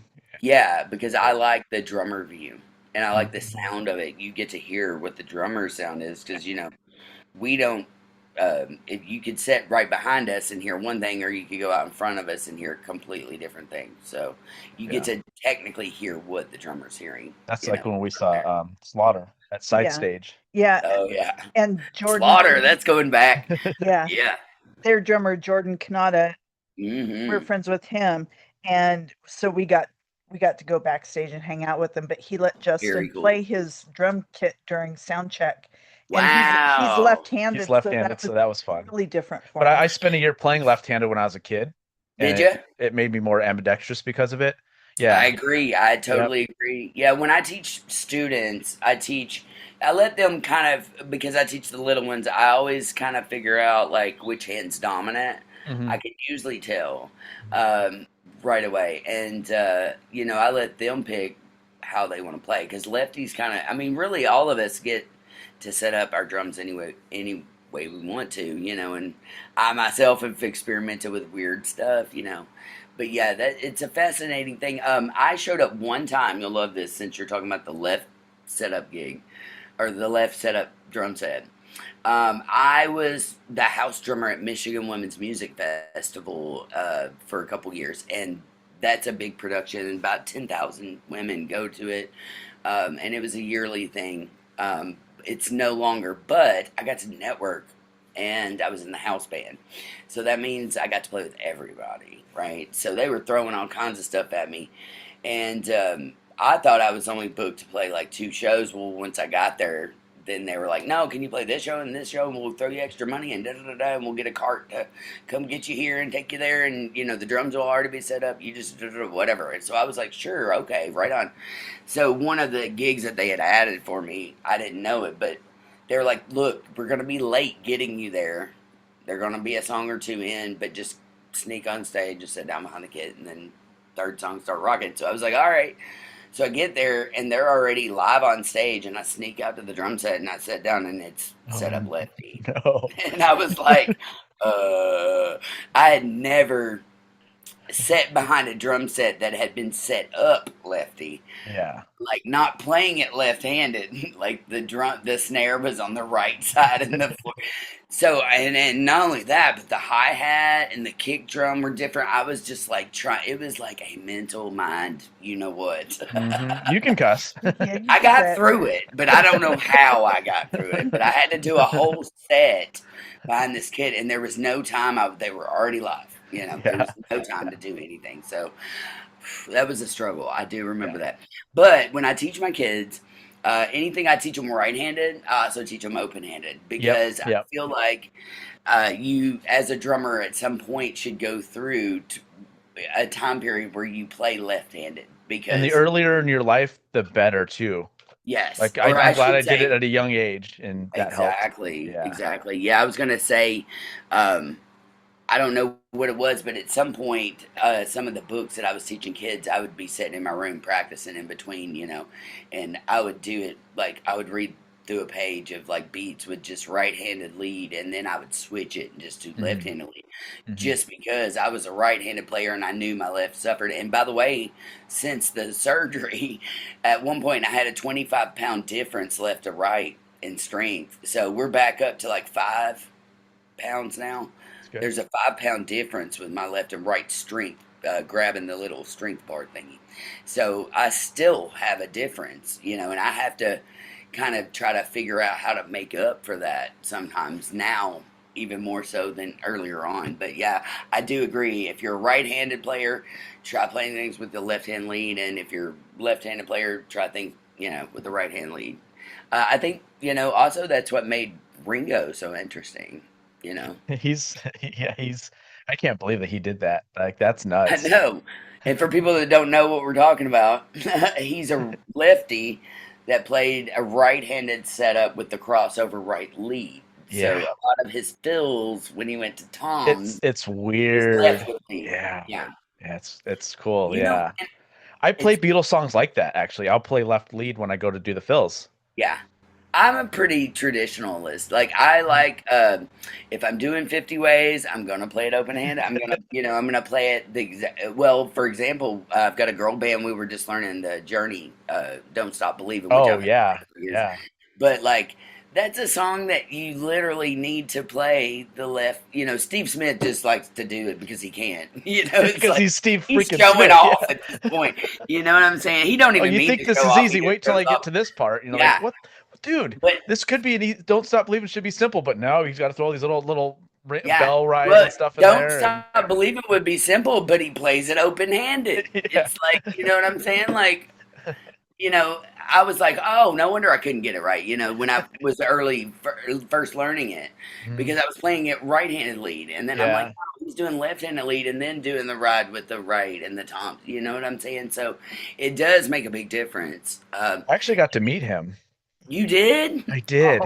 We have nice. this place in North Scottsdale called Musical Instrument Museum, Yeah. and I saw Terry Bozzio there twice. That was Oh, that amazing. was cool. Holy Um, crap. Sorry like about no, it's like putting my what coffee out on that one. 50 to 100 seats maybe. Yeah, it's so Wow. intimate, and Terry Bozzio, of course, he has this huge drum set, and Oh, yeah. then for a while, he sits in front of the audience and gives you an actual math lesson to how he plays certain things. It was Yeah. amazing. Yeah, so we saw him Drummers, then, yeah. Yeah. I was and gonna then we say drummers saw are the true mathematicians, when it comes yeah, down to it. We have to be thinking in numbers. yeah. at think all one of it times. was like 7 = 5 was one of his lessons. I'm like, oh, I get that. Oh, A lot of people in here won't, but yeah, 7 = right, 5. right. Um, but yeah, we saw Steve Smith. It was his jazz band that he has. I'm blanking on the name for some reason right We now. have it here Yeah. Me somewhere. too. Oh, Oh my I God. know who you're talking about Vital though. information. Vital That's information. right, vital information. Yeah. But yeah, after the show, because Terry didn't do this, but Steve Smith's like, yeah, I'll be doing meet and greets and signing and everything after the show. And we were front row at it. So I asked for one because he sits, when he does it, he sits sideways, I guess is the way to say it. He's right up front and he's Yeah. sideways. Yeah. So I was like, hey, Meg Steve, White does that too. yeah. Yeah. And Portnoy's done that a few times as well. But I was like, hey, Steve, drumstick. He's like, yeah. So he handed it to me. And then after the show, I got it signed. So it's actually right up there. Super rad, Yeah. man. That's He was so awesome. nice. I'm like, oh my God, I never thought I'd get to meet him. He was so cool. I've seen him live play with Journey, but I have yet to like get to take a clinic or I've got a bucket list, like for real. Oh yeah. Same. Yeah. Yeah. So he's definitely a bucket lister. But yeah, he's just another one of those guys that you're just like, they're just so good, you know? And a lot of times you don't realize that, like Kenny Aronoff, like He's so Yeah. good. It was his what he birthday yesterday, by the way. yeah, happy birthday. And I mean he just did that residency with Sammy Hagar and Van Halen and all that stuff. It's like, Right. what can't this guy play? Like, You know what and he I played couldn't on believe? Meatloaf and all that. Yeah. Yeah, if you look at his hits, he's another one I should have mentioned earlier. You know, he even drummed for like Melissa Etheridge. I mean, John Fogerty. I've seen him with Fogerty, CCR. But yeah, all the Mellencamp stuff was my jam. Like Jack growing and up. Diane drum solo. Oh my Man. gosh, I love that one. Of course, it's got some electronics going on. He was Yeah. one of the earlier ones to But mix. when he got to play, he made it count on that song. I bet, dude. Yeah. Just yeah, he's mind blowing. The hits that he and all the songs I've had to learn, you know, that he's played over the years. But mostly the Mellencamp stuff. My parents were huge Bob Seger and Mellencamp fans, and you know, and that was my era growing up. So Liberty. well, yeah, I mean, just "Rain on the Scarecrow" is a great one. Like, God, I just can't remember all the Mellencamp albums, but pretty much every song that he ever drummed on Yeah. with Mellencamp is like my jam, you know, and other artists. I mean, like you said, he is a beast. One thing that I could not believe when I saw that it was his birthday, is how old he is. Yeah. He's like 73. I'm like, he is 73 and drumming like that? Like, because he's a beast. Yeah. You know, and now I know why he shaves his head. You know what I'm saying? Yeah, he always don't plays have to those worry drums about like the that. hair sticking to your forehead. Every time I see him play, I know those drums owe him money. So Plus, he Yes, they always do. wears the coolest sunglasses. He does. I does. agree. Yes. I was trying to think if I had any other. I mean, but all those type of drummers for sure. Like most of my favorite drummers were already dead by the time I got, you know, a little bit older. But if it came to today's guys, him, Weckl, Gad, you know, Bozio, all the ones you're talking about. I mean, just you know, there's I too even many love, to like Tommy list. Yeah. Aldridge. I mean, like I love them all. You know what I Tommy mean? Aldridge. Yeah. I mean, Oh I yeah. love the fiddle drummers. I love I like them all. Same. And then you've got now, I feel like we have our own group of like internet drummers. Like there are drummers that are more famous now from just their name than, and I get that all the time too. People go, you know, and I'm sure everybody does. If you're a musician or a drummer, you get it all the time. Oh, you're a drummer? What band are you in? That's the first question they always ask. And I'm like, well, I've been in lots of bands, you know, like, but I'm very thankful that my name, made a little bit of a name for myself without a band. You know what I'm saying? Like playing in lots of different bands, but most drummers are only known for the band. You know what I'm saying? So it's kind of funny when people always ask that question because I'm like, well, you know, actual musicians we do lots of different things. It's not just one band that we're focused on. Yeah. I wasn't that lucky, at least. I'm not a John Bonham, you know, the Led Zeppelin the whole time, you know, but I have always loved every style of music, and that is like even up to hip hop, you know, I love everything. So literally, my playlist could go from classical to metal real quick or any of that. Bluegrass. I'm from Kentucky. Yeah. Now we got the new grass, so we got the drummers in the band. I think new grass just No means more there's a washboard. No more washboards. yes, Real yeah. Do you drums see now. my watchboards right here? Do you see them? Oh, cool. That's right. Yeah, Yeah, yeah, I got a whole collection. nice. I'm Kentucky, so Yeah, yeah. Kentucky, man, if you want to make a living in music, you got to play some bluegrass. You got to, we are the home of Bill Monroe. It's like it kind of was invented here. You know what I'm saying? I mean, when it was in the States. So it's like um, Newgrass now, though, is more my jam because they added like the drummer to it. But as far as going back, I mean, you could play percussion on anything. But the Yeah. watchboard, there's a couple. One of them, I have a glass one. I also have one that's got all the little knickknacks on it, like the rubbards down in New Orleans, and Yeah. I've got some that have a strap that I can play, and some of them, go from metal to copper to whatever. I collect them. That's So if cool. you find a rare washboard, hit me up. But Okay. it was an easy way for me to jam on something with Yeah. bluegrass musicians or with pickers, Mhm. like country pickers, Yeah. real old, like the old school country Mhm. pickers. There's not a So, lot of drums in that stuff, so. yeah. Yeah. What bands and artists have you worked with? Well, I've worked with a lot over the years. A lot of female artists. Obviously, the Michigan Women's Music Festival, being the house drummer there and in Columbus, Ohio, allowed me to network with lots of female artists. And let me think. The first big thing that I really did was after the book dropped. I got to go to LA because of theater. I was Equity Theater drumming. So, equity is, if you know, I don't know how to explain equity to people, but basically it's the big wigs. It's like the Broadway touring and all that stuff. So, I got picked up to be in a rock band for a play that was written around Matthew Sweet's record Girlfriend in the Oh, I like 90s. that song. Yeah, that whole record. We did that Mhm. whole record on stage, and I was in a theater play. Very cool. The show was called Girlfriend. Matthew Sweet actually sent me roses the night of opening. It was really cool. But it was a play around that had an all female band as the silent third partner on the stage, or silent third character, and the boys that were out front never acknowledged us, but they would play. They would put cassette tapes. They'd make cassette tapes to each other, and they put them in a boombox and hit play. And when they hit play, the live band would actually play it behind them. And so it was kind of a musical, but it was like a rock and roll musical, really touching. I did that in Louisville, and a girl named Julie Wolfe hired me. Um, Julie Wolfe had toured with Ani DeFranco and the Indigo Girls through most all of her career, and her list is crazy.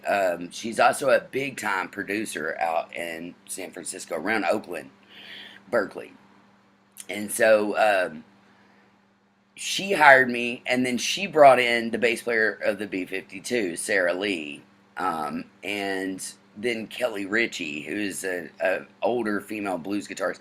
Now, all these girls were like 15, 20 years older than me, right? But I got hired for the drum part, which means I had a 3-month run with them, and we were playing daily shows. This was at Actors Theater Louisville.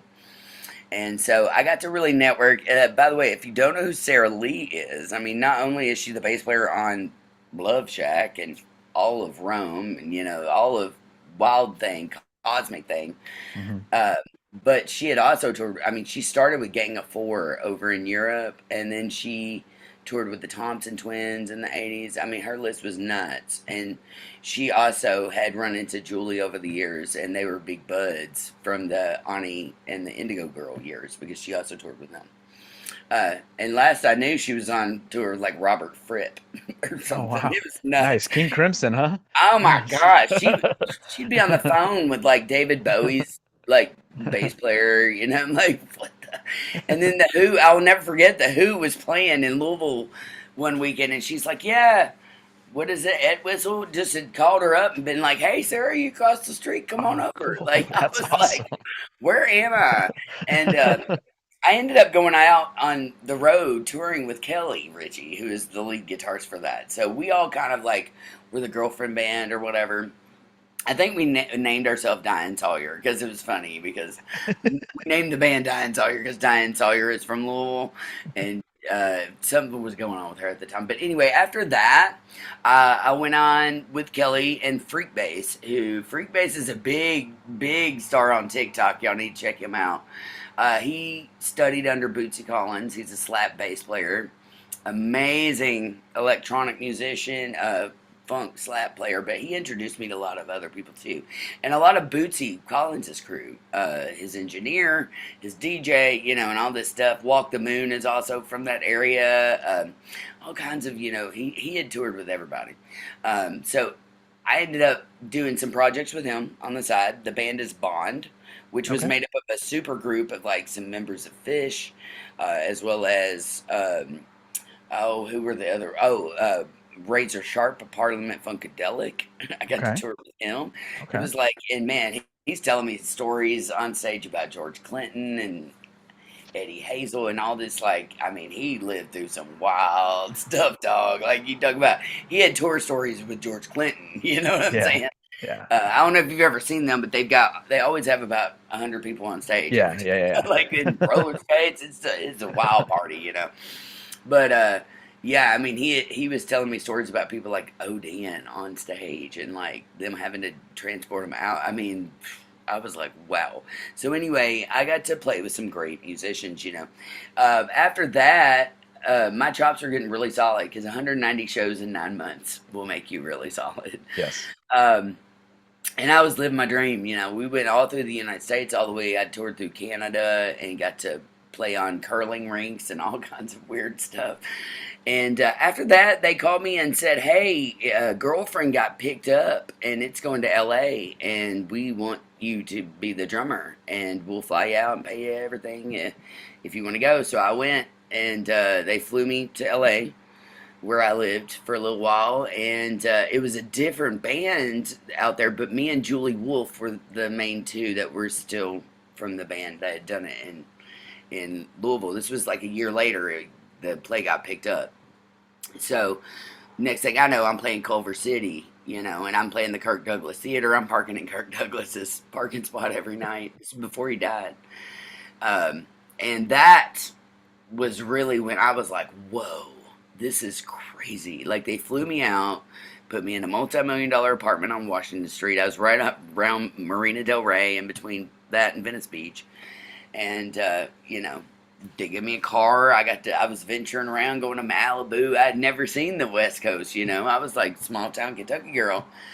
Right before this, I met a girl named Beverly McClellan, and we met on stage at the music festival. And she had already been to Hollywood. She was from the country like me.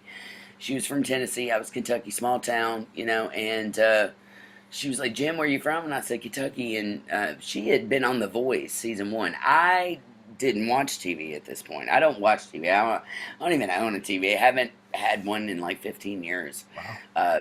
I worked in TV, so I had to Uh-huh. monitor like 100 televisions at one time. So Okay. after that, I cut that out and went straight music. Like I was working on my mental health, and this Hmm. is where the music therapy stuff comes in. I was like, hey, if I wake up every day and I put on a Motown song that I love, that makes me happy, that's way better than me watching about the news and then blowing up Iraq, Yeah. like Yeah. for my mental.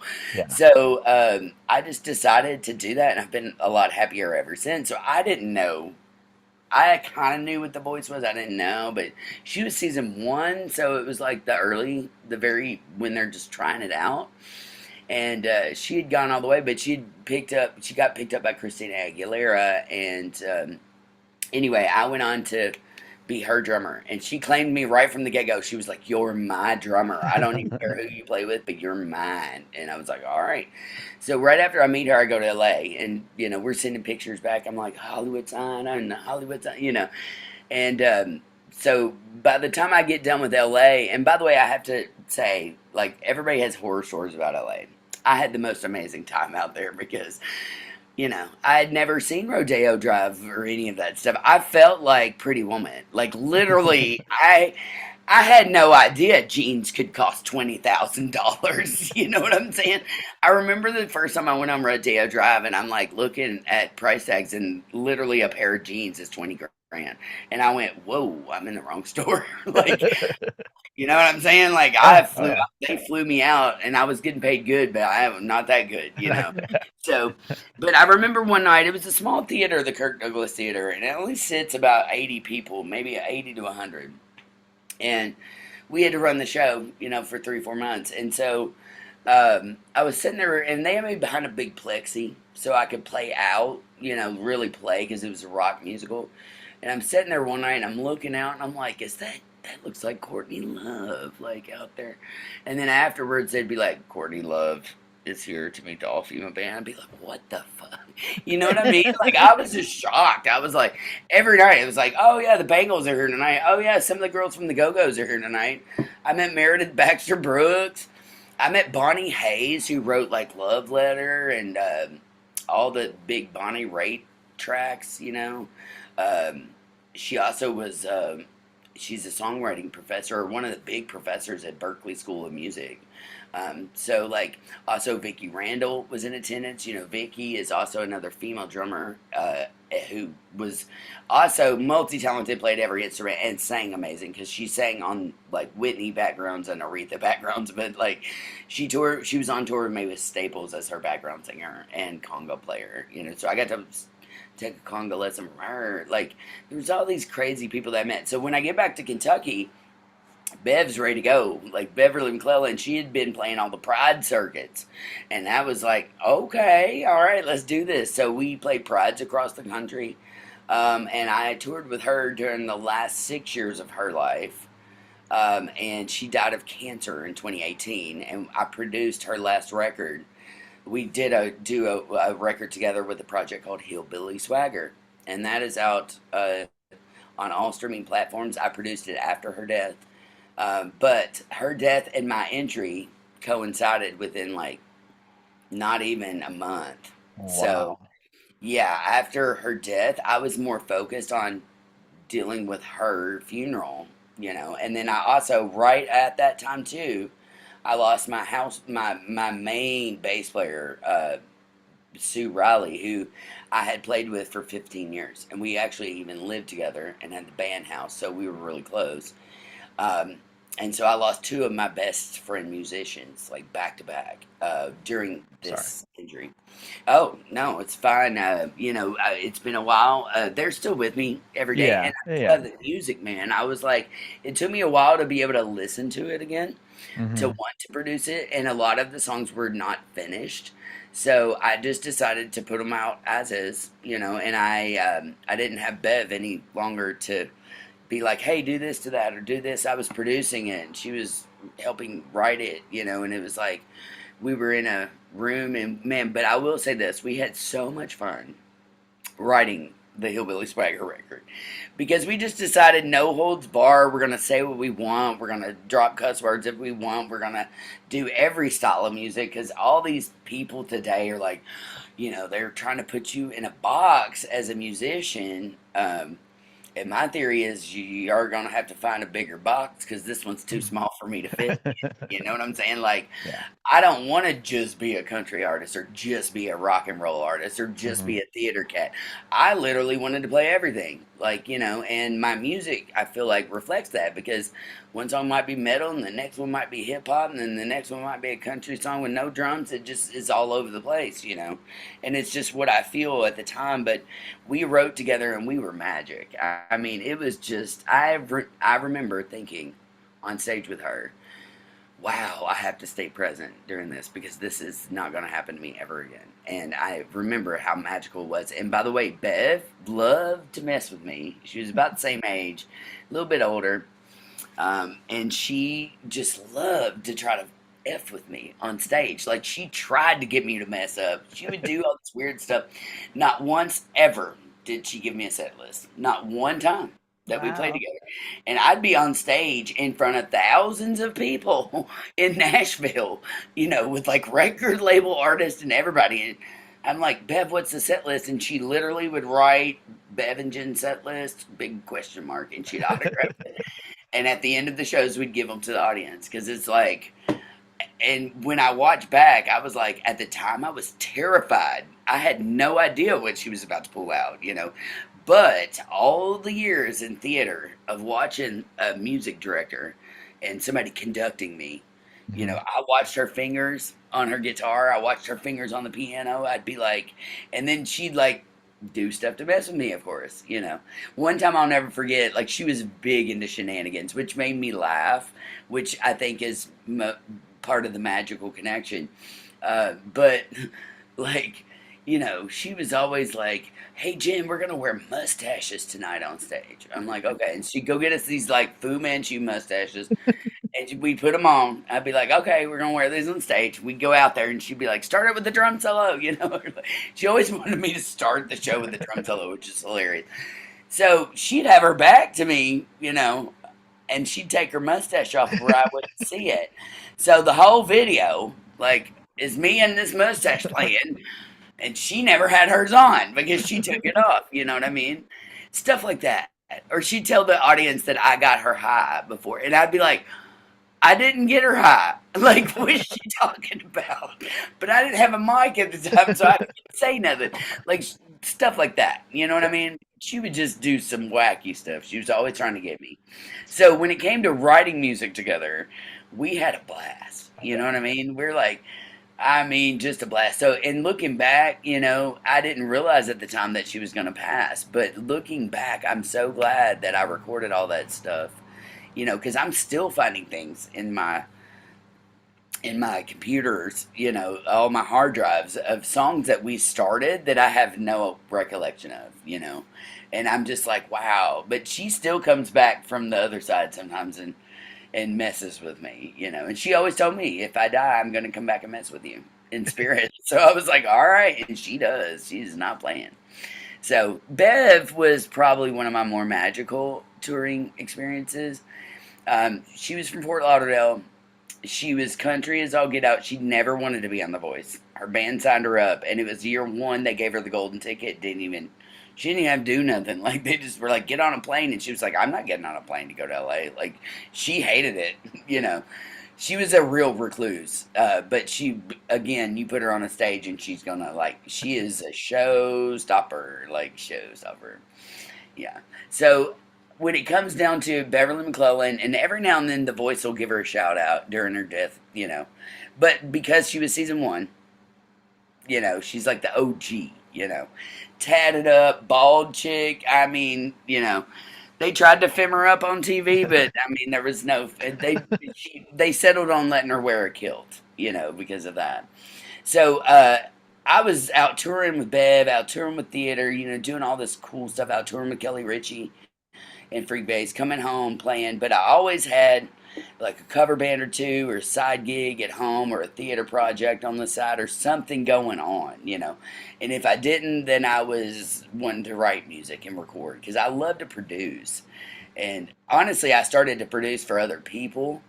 I was not really looking to produce myself or any kind of solo project, but it just kind of turned into that. And Bev, more than anybody, was like, dude, you got this awesome voice. And she had an amazing voice, by the way. She sang like Marvin Gaye. Like, just, again, she was perfect for the voice because she looked nothing like what was coming out of her mouth. And she convinced me that I had a really great voice. And I was like, you know, I've been told my whole life I've got a good voice. I've been on radio, but never really used it for music other than harmonies or something. So she was like, no, no, no, no. You got to do that deep thing under me. And she kind of like coached me, you know, and then we would write together. And I was not trying to insert myself into the songs, but she'd be like, you know, she was real to the point, and she knew exactly. She was always a one taker, like never. She's never gonna give you more than one take, like, and it's gonna be flawless the whole time. And she could write like that too, like amazing songwriter, lyrically. So I didn't have that. I kind of wrote out of anger or out of comedy. You know, I write out of anger a lot of times, so I get a lot of more like Eminem type stuff. You know, where I'm like over here writing diss tracks to people and she's over here like pulling heartstrings. Like I couldn't do that. And so I was just like, wow, this chick is great. I want to record her. I wanted to keep a mic on her at all times because everything that came out of her mouth was just mind blowing.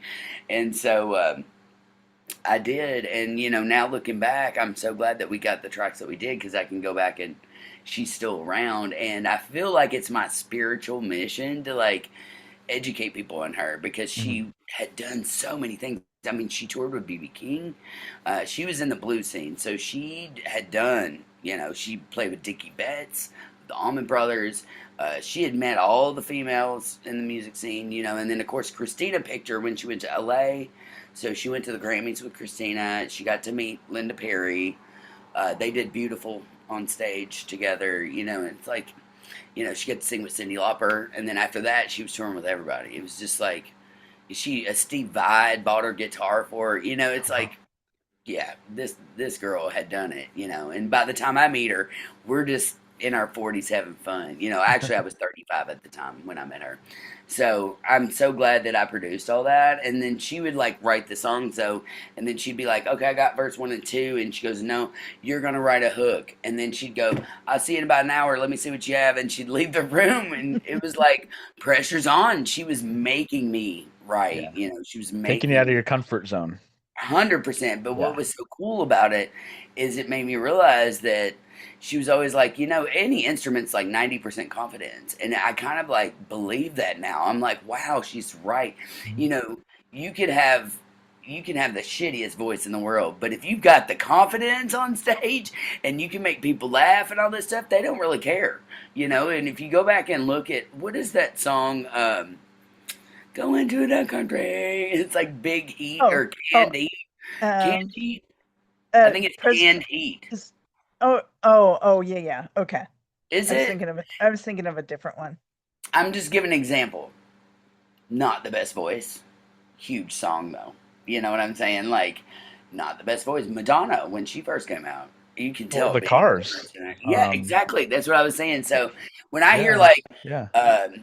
she blinded me with science. I'm like, I can do that. Like, you know what I'm saying? It is Yeah. about a lot about the confidence. And as a drummer, you all will know this.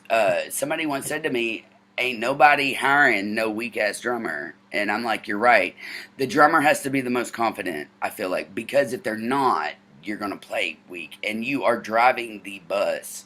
So it's Yeah. like if I play weak." There's not anybody probably gonna want me back. But if I go up in there and I have confidence and I know my stuff and I lay it down and I'm just driving the bus, they're probably going to hire me back every time. You know what I mean? Especially that and also the being cool factor. I've Yeah. seen a lot of people like lose their jobs over just being a jerk. But Yeah. I was always like the cool one they'd always hire on the side for things. But then also that could be a threat, too, at times to others. It just depends on where they are in life. But a lot of times if you look at it like a competition, which I did for a while, and then I had to go, wait, this is not what that's about. But if we come from a marching band type of Yep. setting, I'm in Kentucky, and our marching band, won state every year that I was So in did it. ours.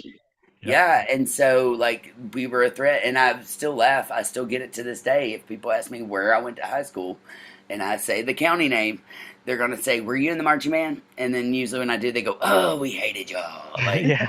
I went but to mine was Corona del Sol, and we won that's why I went there. Because we yeah, had the best marching band, and I wanted to learn that. yeah. Well, mine was a Dare County marching band, and in the state Okay. of Kentucky at the time, we had won more state championships than anybody else. Mhm. And I forget how many they're on now, but during my tenure with them in the '90s, we went on a run where we didn't lose for at least 10 years in a row, and my senior year was the 10th year in a row. Okay. So our drum line never lost Yeah, ever. ours was The 8 entire that I 4 years I remember. was in there. Yeah, Yeah. ours was 8 before I left, and I don't know how it went after that because I just started doing my God, own is that in thing. But Arizona? it is, yeah, it's in Tempe. So Cool. Very yeah, cool. yeah, it Yeah, was. marching band basically taught me everything. My Yep. dad had march snare, so he really wanted me and my sister to be in the band. So Hmm. we were always musical kids. My dad's Yates side of the family, all very musical, all played instruments. A lot of bluegrass instruments like mandolin, banjo. My grandmother played organ, and guitar and dulcimer and all this other stuff. And then I had my dad, who was the lone rock and roll drummer. But Yeah, there was always pickers around. There was always band people around. So I kind of knew bands out the womb, basically. yeah. Well, drumline taught me a lot of like the being precise, because we did stuff where we played each other's snare. Like we'll do one-handed rolls where With one guy would I would do one the left hand, the other guy would do the right hand, and we make it sound like a perfect roll, like you're doing it yourself, shit like that. ooh, Yeah, it that's was a good yeah, it challenge. was cool. Yeah, We'd exchange sticks. We'd throw one stick to the other and hand one to the next guy. So we'd always it was just all that yeah. stuff, and All the you had to be flashy stuff and all that. Yeah, Yeah, but you had to be perfect. You had to keep the tempo. You couldn't speed up or slow down. And right. I mean, Yeah, there were times we're doing drumline stuff till 10 o'clock at night just to get everything down, just yeah. in I perfect. still love drumline, and I have been fortunate to have lots of kids over the years that are in lots of different bands across the state and other states as well. Because I've been teaching. I had a kid in Iowa. He's out in jazz band. And I got a student in Virginia right now. I've kind of like made it a goal to try to get all 50 states. A student, at Mhm. least one Very from each cool. state. So yeah, That's I'm awesome. working on it. I'm almost there. Have you ever heard of the band Mean Streak? The name sounds very So familiar. three of the four, it's all female. Three of the four members are actually married to the guys from Dream Theater. Oh, Yeah, interesting. so I Sounds definitely recommend fascinating. checking them out. They are really good. Okay, I will. Somebody Yeah. just also turned me on to that Ginger group with the J. Okay. I love the music reaction videos. I love those. The kids that are listening to Zeppelin for the first time and they give their reaction. Um, but there was one, she's a vocalist major and she's like opera or something. And she was, analyzing like rock metal bands, and she analyzed one of those, and I was like, "Whoa, what is this?" I've seen a lot of stuff, but very fascinating. But I'm a big fan of the girl bands too. Yeah. Yeah. Kitty, I I love loved Kitty. Kitty Yeah. growing up. Yeah, I was gonna say, I, I can't even think of all of them, but just even back to literally the '60s, like Supremes and all that, like the girl groups back then too.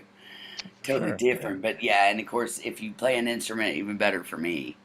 Yeah.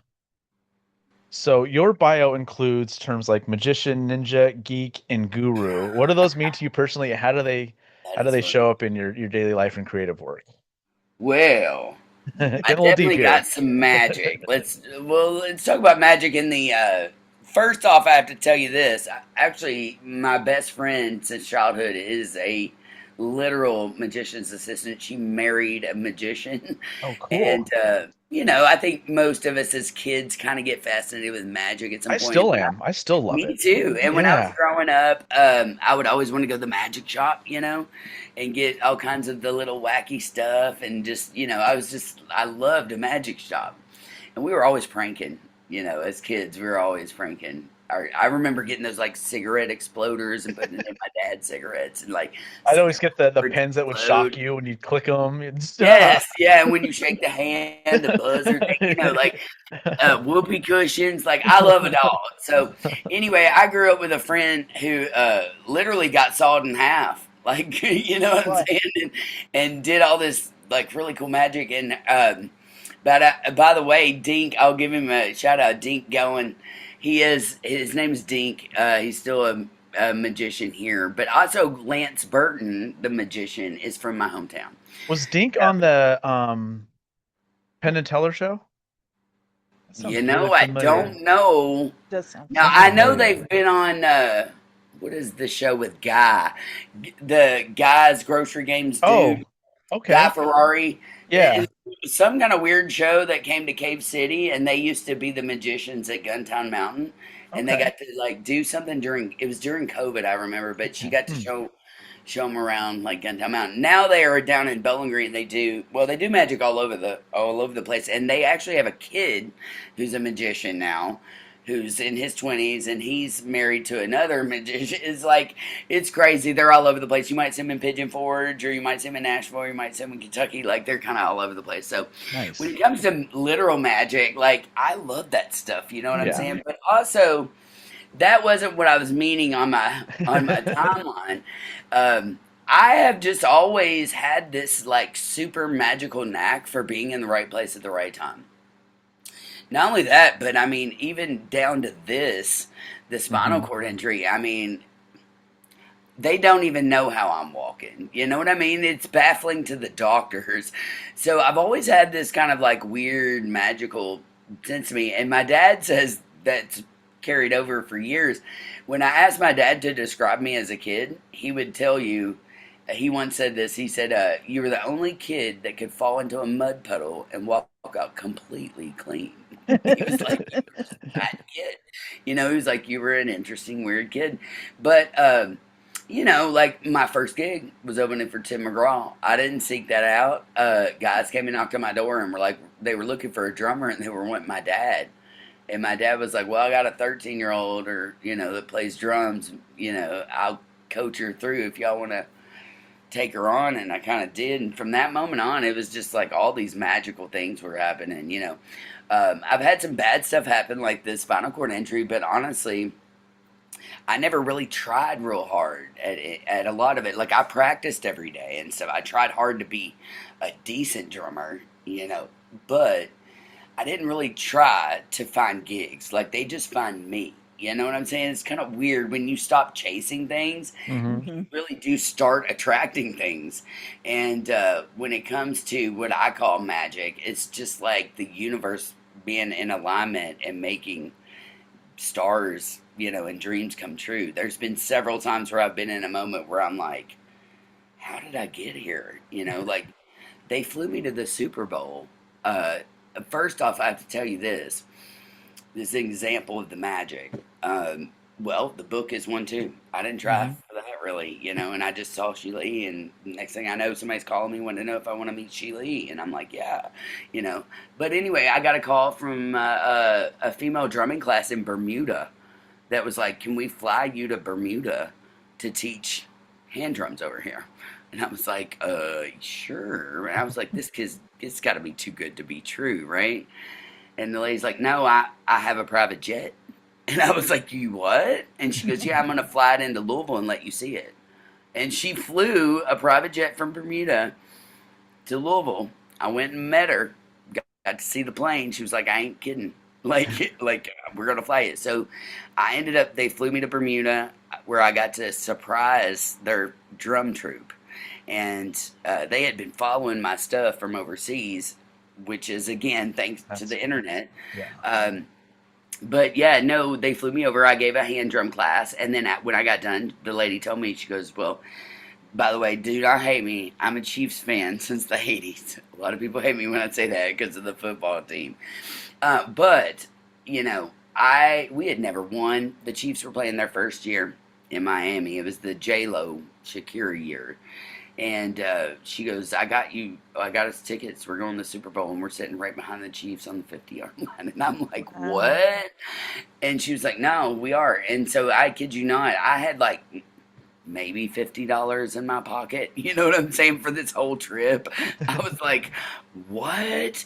How am I going to go to the Super Bowl? And she's like, "No, we good. I got everything." I was like, all right. So we get on this private jet, and the next day I was flying from Bermuda to Miami. And the night before the Super Bowl, I got to go to J-Lo's private party where I met Eddie Vedder, who was the entertainment that night. It was just him acoustic. And then, like they're bringing the lockbox via security out on the runway because those tickets are highly sought after and people will kill you. Like not even famous people can get them. Or rich people, have a hard time getting them. So anyway, I got to go, and it was the first year that the Chiefs won the Super Bowl. So I was sitting in front of Paul McCartney, not even like Wow. 15 foot from him. Lizzo was there that year. I'm trying to think. You had the regular Beyonce and Jay-Z stuff, but you also had people like Lady Gaga, And I'm just like, wow. I just remember I get Coach was telling it. I'm like, how did I get here? Like, you know what I'm saying? And then after that, they flew me back home, and I was just like, I don't even know how it happened. You know what I'm saying? It just happened. So when I talk about magic, stuff like that, you know what I'm saying? Like, and as I get older and I ascend a little bit more and I get more into the spiritual world or the mystic world or whatever, and I don't believe what anybody thinks, I go, wow, I start to see numbers online a lot, and that's a big sign to me that if they consistently align. I'm not saying see 111 every day. I'm talking about I see like 111, 222, 1212, 1221, like all these Mhm. numbers, and if they're constantly aligning, it's my alert to pay attention. Something weird is going on with the universe. But yeah, just little things like that. Just always being in the right place at the right time, meeting people. And just sometimes things happen that I'm just like I can't explain it, but it's magic to me. So magic, that's what you get. Guru, ninja. I actually did study martial arts. Oh, cool. I've got my We're first we're degree. kind of we're kind of fans, if you can see All behind us. right, right Yeah. on. I got my first degree black belt in Shaolin, and we thank my dad for that. He's a huge Nice. martial artist. Dad's a weapons collector, so every kind of crescent sword and shield and everything you could think of, sword or gun wise, he pretty much has. So you Uh, were doing drums before martial arts? yeah, Okay, it so actually I kind of think that started right helps. around. Yeah, I I agree. think I think drums helps because you're using all four limbs doing martial arts as well, and I think Yes. one or the other. I think martial artists, if they play drums, they'd probably pick it up faster, and Hmm. vice versa. If you play drums, you probably pick up martial arts faster Yeah. because you're used to using all the limbs. Yes, it's very similar to dancing too. That A too. lot Yep. for every drum rhythm, there is a dance that goes with it almost Hmm. always. So when you're talking about a samba, there's a dance to that. The Yep. salsa, there's a dance to Yep. that. A waltz, there's a dance to that. And I compare a lot of the movement to Yep. martial arts as well as dancing up on her toes. Exactly. All this stuff. And I like to watch people that dance while they play. Yeah. That Yeah. really like you just want to watch them. Mhm. And so I've always moved my body just naturally, and it's just years of doing it. I can't remember what the last one was. It was musician, guru, magic, hillbilly swagger. Geek was one. Oh, I'm a total geek. Yeah, I do. I have. So I dropped out of music school. I got an IT degree, a bachelor's in IT, because I had all the news media stuff behind me. I thought, well, again, I dropped out of music school. So I thought, well, I'm going to try music in my 30s. So I went back and got my degree at 30, 31, somewhere in there. And then by 35, we were rocking. So I currently am interested in going back to school to get my master's in music therapy. But as far as drums, anything audio, history of drums, I use a lot of history in my lessons and whatnot. And I think more than any other instrument, the drums tell the history of the world Hmm. because Hmm. one, we're like you were talking about prehistoric times. I mean, going back to as long as we had a tree and some sort of animal skin, we could literally make a drum. And not only that, but you had bones that would make going back to the Flintstones, literally, Yeah. they were literally Yeah. showing you exactly how cavemen used to do it. Yeah. Cave women, too. Hmm. And one other thing that I wanted to mention that I forgot to say earlier is about the women drummers. Going back to that, so women would gather around other women back in the day when they were having childbirth, and they thought that the drum could help alleviate pain as well as bring on the childbirth. So we're talking about before we had hospitals, and women were literally birthing children. They had the people come into your homes and stuff like that. A lot of times there would be women drummers, and that's how we kind of got the idea of the around the campfire, Hmm. and kumbaya and all that stuff. And it also ties into that Jesus story that I was telling you about. I do believe that probably that story was a female drummer at some point. Not Probably. to be controversial, No, it's but fine. back in I those agree. times, that's what women did. And they Mhm. went and they helped the other women birth the child. So to me, if anybody was there drumming, it was probably another female, Mhm. you know what I'm saying? Or somebody that was helping with the childbirth. A lot of people don't know this, but in the 1500s, uh, the church banned women from playing drums. Wow. And from the 1500s on, it became a very masculine instrument. But prior to that, if you go back and look at history in prehistoric times, women really were the drummers for the childbirthing and into the night, coming into the daylight. So Mhm. we were the night drummers. And I do Nice. believe that goes back into that whole, manifestation magic, trance like state stuff. Like it all connects. You know what I'm saying? And I do believe it could help with childbirth. It's Yeah. been proven that music can help with lots of disabilities, lots of physical ailments. And over the years, I've taken students who were mute, couldn't even talk, and we could talk through music, you know, um, as well as a lot of autistic students over the years, lots of different disabilities, even like fibromyalgia, Hmm. joint stuff. And then, of course, I literally suffered my injury, and now I'm healing myself as well. And I've seen it, help me in tremendous ways too, as well as students. So, Yeah. anyway, when it comes to geeking out on music and drums, I'm like, oh, we could talk Yeah. all day. Oh yeah. Yeah. And I'm already thinking we'll get you back at some point and Yeah. just nerd out on drum Yeah, stuff because I love hey, doing that. Like me the too, first one, I like man. to have someone on just to talk about what they're doing, what they got going on. The next one, like let's Yeah, just nerd out. As I could yeah, talk nerd drums out. all day. Yeah, and I'll be in my drum studio next time. I didn't know it was Cool. going to be video, or I would just have been in Oh, the drum studio. we'll have you on again. We'd love to Yeah. have you on many times because you're just fascinating and all that, and Thanks. just. Hey, and you'll love this. This house that you're seeing right now Hmm. was owned by former hee haw musicians. And if you don't know what hee haw Oh, I I is, know love what hee Hee haw Haw. is. okay, Yeah. most Yeah. people our age know it, but younger people are like, "What?" Hee haw was a TV show that came out of Nashville. I don't know when it started, but I would guess it was definitely running through 60s, 70s, 80s, 90s. And kind of cut out in the 90s. But I was a huge Hee Haw fan because I watched it growing up. My poppy loved the Oscar and Lonzo. They were a musical comedy duo that was on there. Well, Oscar, Mr. Sullivan, used to own this house that I'm in. Oh Very wow. cool. And where I have my drum studio, they used to have music studio here, and they used to practice. And it's definitely got some spirits going on here. This house was built in 1883, and we're on top of an old Confederate hospital property. Oh, wow. Boy. Oh, Maybe wow. Yeah. Yeah, and I get woken up in the middle of the night sometimes with three-part harmony, with Oh, wow. steel guitar, with Oh, we could banjo. do a whole episode on that. Yeah. Oh We'd love yeah, no, I live in a haunted house that's haunted by musicians. to. That's And I put cool. my drum studio here, so it's fun.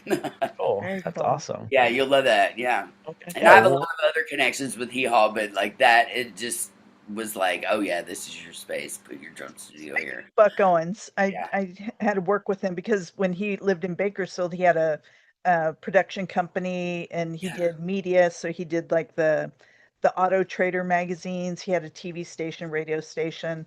And so, yeah, I would walk into the production company and his office was right at the front door and he'd wave. And sometimes I'd pass him on the freeway. He'd be driving his Viper slow, really. slow. I'm like, come on, Buck, I'm passing you like in a LeBaron.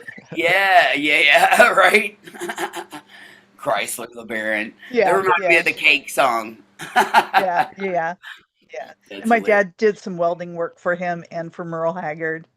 Cool. I Well, love yeah, that. Yeah, Yeah. I was actually, I put some videos up last night. I did one of Poncho and Lefty because I was cool. like, not Merle Haggard, Willie Nelson and Right, Waylon, but right, I right. was like, close enough. We're Well, in the same era. speaking of Waylon. Oh yeah, and Waylon's buried in a cemetery out here in Mesa, so we go out there every No now and then kidding. and clean everything off, I and didn't know that. I'll have to it's Yeah. come really visit cool. If y'all you ever come sometime. out, Like, yeah, yeah, I would absolutely. love to. Yeah, that's awesome. And vice versa. I'm like, come see the Yeah. haunted house.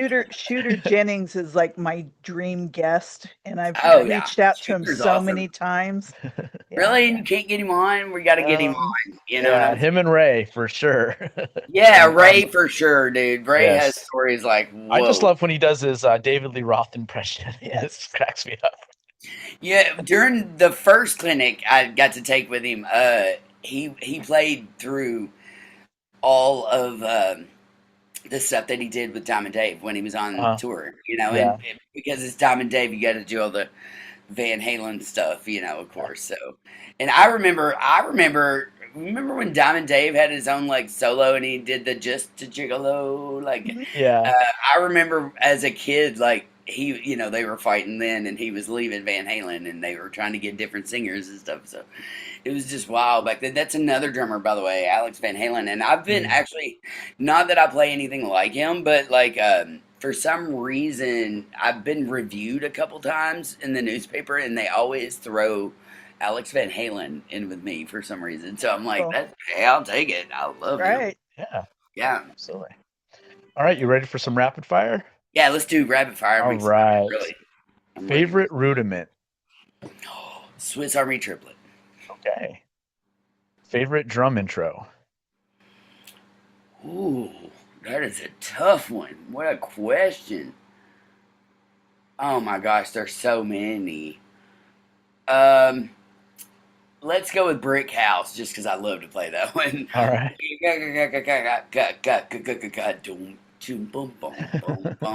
I love that one. Cool. That's a good. That's a new one. Favorite drum fill? Ooh, gosh, these are tough. You can say Phil I love a Collins. six tuplet. I love a six tuplet. So let's go with the sixes. Okay. I like throwing sixes in. Threes or Uh, sixes, triplets or six tuplet. Click or no click? Ooh, that's a good question. I don't usually play with a click. I will say this though, and I know it's rapid fire, but like I spent many years teaching every student I taught. I would first 5 to 10 minutes we usually do warm ups with clicks. So I was playing to a click for a long time, and I played to clicks in studios, and I played without clicks in studios. But I've always been more feel. I'm always, and I like how it establishes. Like I like playing a loop and then playing over top of it, or like making my own loop and playing over top of it, and then I like playing because it does. But I also want to say this to most drummers: a lot of people, if you're just starting out, the pros will know, but like the young ones don't. You can play with it, you can play in front of it, You or can you play can go behind it. behind it. There are 3 different ways you can play with a click. So I like to practice doing all 3 of those. Like the first time I'll play a song and push it a little bit in tempo, Yeah. more like a Stuart Copeland type of thing. Mhm. And then the next one I will try to just be with it, where it literally, and a lot of people don't know too, if you're playing with a click and you're playing exactly in time with it, guess what happens? You lose the click. You don't hear the click because you're playing exactly at the same time as it. So I've had students where I'm like, okay, we're gonna make the click disappear now, and that's to play right with it. And then, of course, I am more of a fan of more things like John Bonham and Exactly. It's just like the he's always pocket behind guys. it. Yep. Yeah, and I like to play a little behind. So if you notice a lot of my videos, I'll play a little bit behind the beat, just on purpose. And I'm doing that. I like to try to, okay, now can I do all 3? You know what I'm saying? Like, I let's did see if I that can with do all 3 in a song. Everlong by Everlong. Foo Fighters. I did Yeah, this because you can do a really slow tempo to it. You can do yeah, right on it, or you can do the original version, which is all 3 different speeds and stuff. But yeah. I showed her that And one day. I'm like, and it's just right. One was right on, one was behind, and one was in front. yeah, and I can usually listen to a drum track and be like, well, he's a little up front, or he's Yeah. a little bit pocket, or he's right with it. There's so many drummers online now that are so perfectly timed out that I'm just like, no offense, guys, you're never gonna use that. Like, Just you're to not. me, it gets boring too because you're like, oh, it's just sounds too mechanical to me, and I know it is. I and- don't want to hear 30-second notes and everything. Like, I'm just not Yeah. that type. I'm more of a groove. Yeah. And, grooves pay the bills, but, fills are just cheap thrills, basically, kind of thing, whatever that saying is. But yeah, no, I love a click to establish time. I do a visual click sometimes when I'm playing live with people I haven't played with in a long time. I'll kind of get I'll get just a little visual that'll show me like this, Yeah. and I'm So like, that's okay, just like at a least I know flashing I'm in the light. ballpark. Yeah, It's like a It just composer being flashes in the the light. room. Yeah, and honestly, I have to tell Or you this conductor, about not click composer, too. conductor. I meant, yeah. Yeah, I have been in a 70-piece orchestra. I did the Legend. It was the Legend of Zelda Symphony of Goddesses for the Kentucky Kentucky Center for the Arts. Amazing, by the way. They played the video games behind us, and we got to play all the music from the Zelda theme songs. And I was percussion too. There were 4 percussion parts. Anyway, 70-piece orchestra. No practices. You got one rehearsal, but maybe you might get one song run through, if that. New conductor, never met her. She flew in, and we all had earpieces, and the entire show was clicked. The entire orchestra had one metronome click in their ear that sped up and slowed down during sections, and then you had the conductor. I had never seen anything like that before. That's great. That was new to me, Yeah. and it was kind of hard because you had to have one ear to hear the orchestra, but you had to have the other with to hear the click, and you're talking about 70, members of an orchestra. Yeah. So you had like 20 string players and like, you know what I'm saying? It was nuts. But one of the coolest gigs I've ever done was that one. And I had never experienced that before in my life. So, yeah. I've been in a lot of weird situations. I feel like sometimes I'm like the D-list drummer, kind of like, you know what I'm saying? Like I'm a C-lister. Like I've done some really crazy gigs that probably nobody else would have taken at some point, and then I've All had some. experience though. So Yeah. Oh man, I definitely got the experience down. And now that I'm older, like I was worried about the injury kind of taking me out, but now I think what the injury has taught me is that I didn't realize how much stuff I had done drumming until because I was always just doing it, and I never really sat back to analyze like, wow, I've done a lot of stuff until the injury, until I had to sit in a room and just be on the internet, and then I started paying attention to like my memories and stuff and was like, dang, like I forgot about that.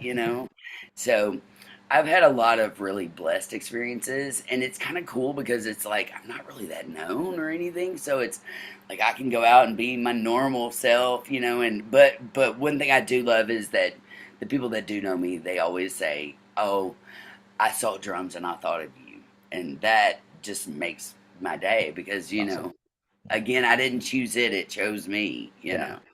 So there's been many times where I almost gave it up too, and I was like, "Man, I should give it up." And then as soon as I would have that experience, something like the book would happen, or something like something would show me. The universe magically would show me, "Yeah, no, you're not going to give it up.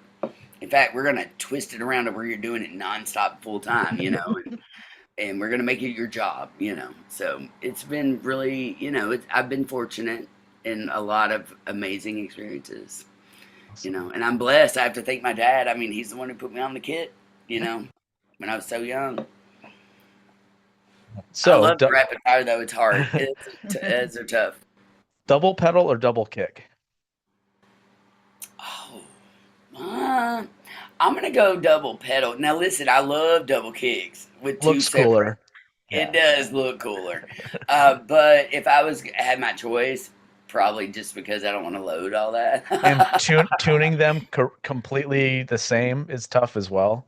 Right? And by the Tuning two. way, remember my dad's kit was Yeah. two 26-inch kicks. Yeah. So we had pedals on each one, and we Mhm. had the old school Speed Kings. Oh yeah. That's what I grew up on is the old school Speed Kings. But then I got into the DW pedals, and then I got my DW 5000 double kick, and now I've got like a 3000 and a 7000. I'm like, I just love them all. But it depends on the gig whether I'm gonna take the double kick or not. Sure, If it's sure. more of the heavier stuff, yes, I like to have it there just because of access. But it depends on the room. Especially if they give you a last minute drum solo, you're like, oh man, if I had my double pedals right now, it sounds so much cooler. I know, I know. It is cool to do some of those rips. I like Yeah. the triplet kicks, the Mhm. fast ones. When you're on the toms and the kicks at the same time doing the opposite. Yeah. Yeah, they're basically like single stroke fours, but I call them sweet fills, like, digga da da, digga da da, digga da da, or any of that, sneaking those in there. It's Mhm. 16ths or whatever, triplets. But I'm a huge triplet fan. Like, Me too. Me too. they just, there's something magical about the number three. It just is something magical about it. And I think Tesla said that as well, the engineer. If you can figure out 3, 6, and 9, then you'll figure out, what does he say? Like the key to the universe. And if you listen to music, I do love to say this. A lot of people that are 60 and older, the boomer generation, they always say, well, music changed. It was just different. I just can't dance to it now. And I got to analyzing that and just through research and teaching. And I realized that, somewhere in the 70s, from the 60s into the 70s, we really went from a lot of shuffle type of grooves to more straight eighth note type of grooves in the Mhm. 80s. And then you had the computers coming into the forefront in the 80s. So that kind of like that electric, that electronic type of era came in. So I feel like a lot of those older people, when I ask them, what do you feel like was different about it? Well, I just can't dance to it anymore. Well, yeah, threes are way more dancey than twos. You know what I'm saying? Like, you take a real fast shuffle, which is made up of a rhythm of three, Mm-hmm. do da da do da cha da do da cha da do da cha da, but it's not the same as do cha ga goo goo da ga goo goo cha.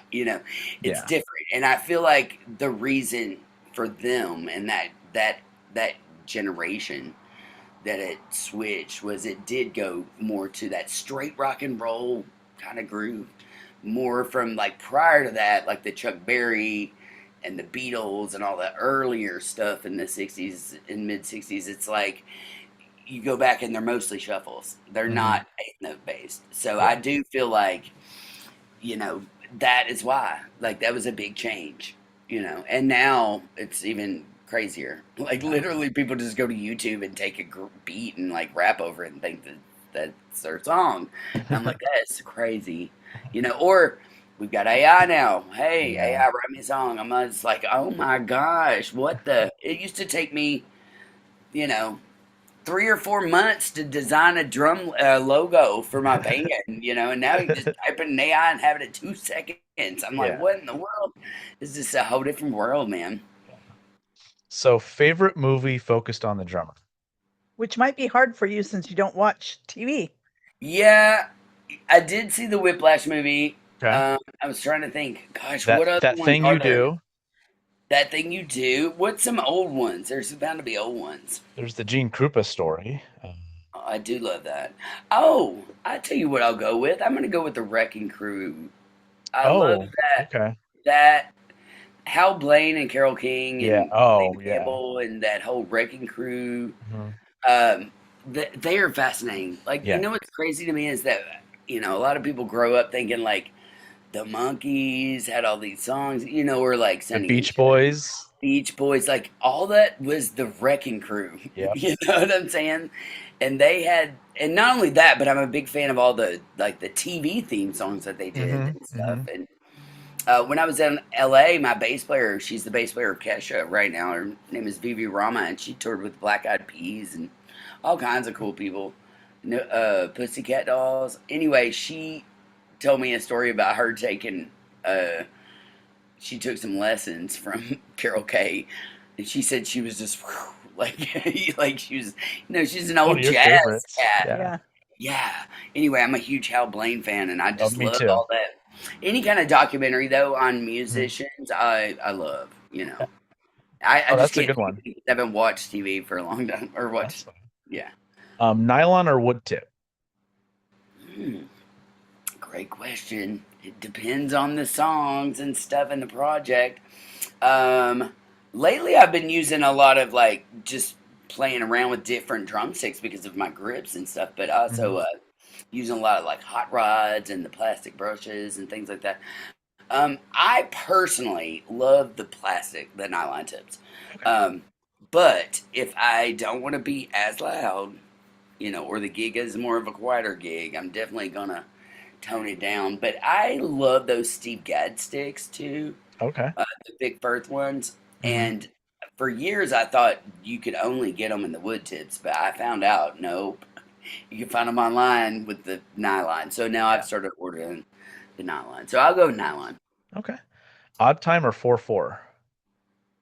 Ooh, well, 4/4 pays all the bills. But I do love odd time. And Mm-hmm. again, I teach the kids, and I teach them that it's all numbers. Music is all numbers, and that literally, if you can learn one, twos, and threes, everything else is made up of that. So what I mean by that is, you have odd numbers and you have even numbers in music, right? Anything odd numbered switches stickings if it's alternative, and anything odd number is made up of twos and ones or threes. So in this case, we could look at a five as a two and a three, Mm-hmm. right? Mm-hmm. It's easier to look at it that way than fours and ones. But anything that's odd numbered, like let's say 7/8 or 9/8 or whatever, it's always going to be made up of 233, 332, 323, 333, 32. It's always threes and twos, literally. And when you start to look at it mathematically like that, and also when I teach like quarter note, I teach it as the fraction. It's so much easier because I didn't learn that subdivisions were like the same thing as measurements and things until later on, until much later on. So now I teach my students right away that when you're subdividing, like everything is, threes and twos, basically. So again, going back to that, twos and threes, it just fascinates me. I love odd time signatures, and I love to. I've had to, especially in musical theater. I mean, those things are changing every other measure or something.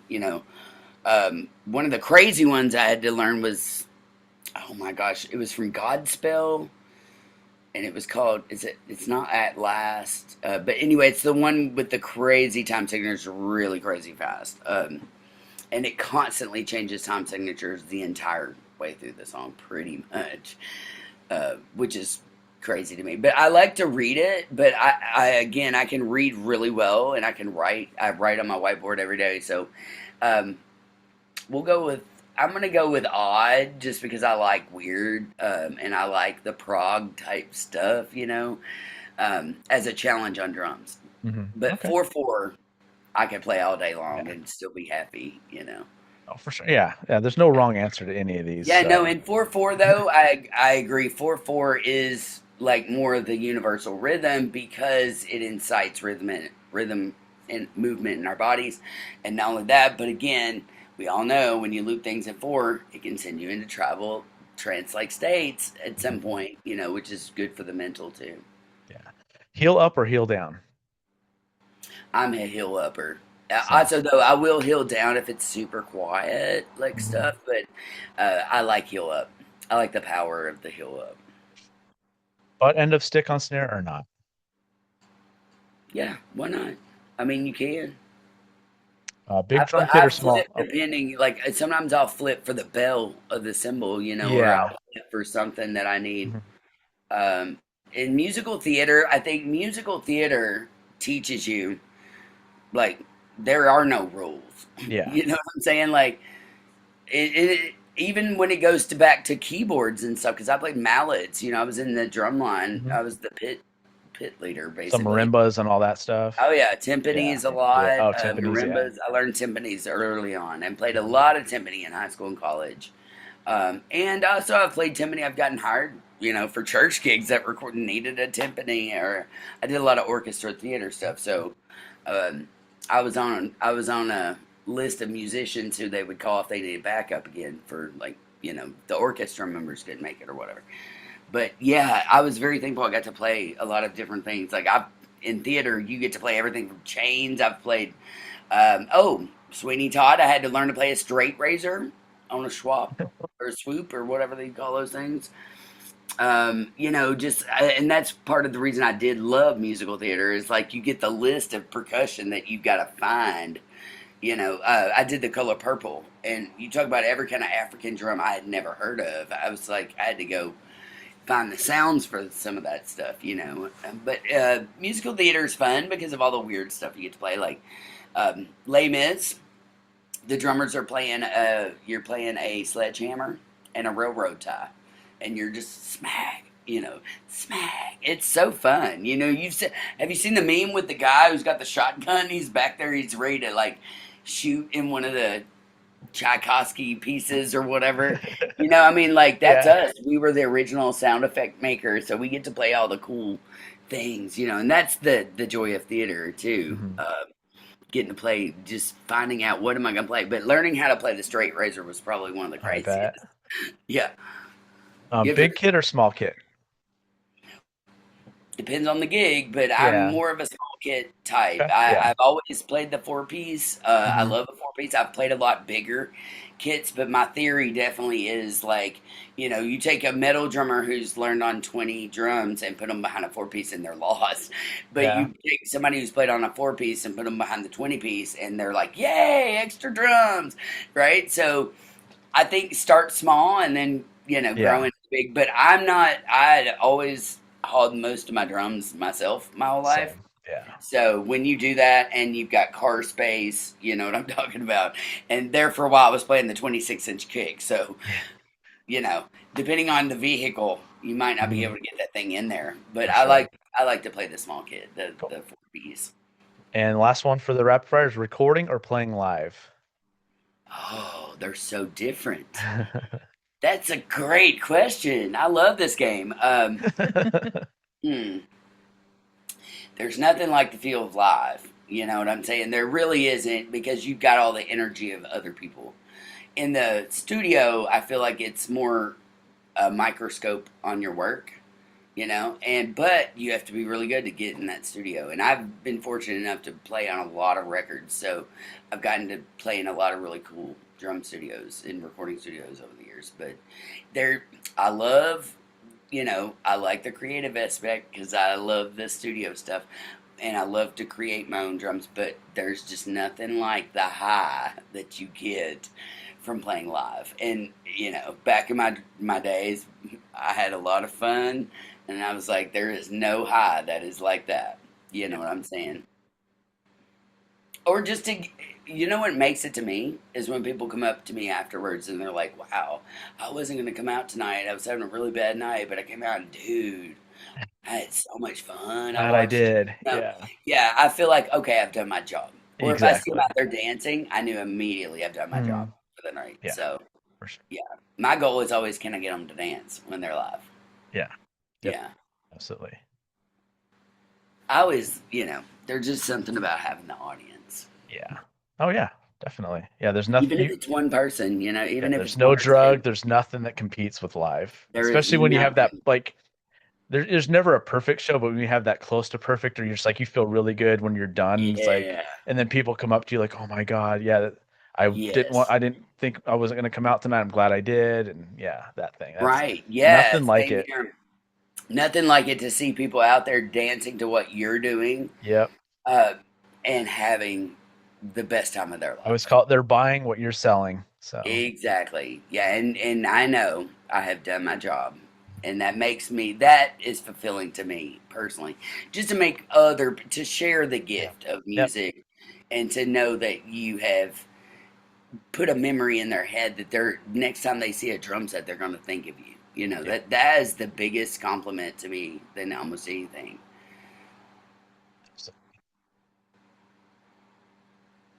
Do you have anything coming up that you want to talk about?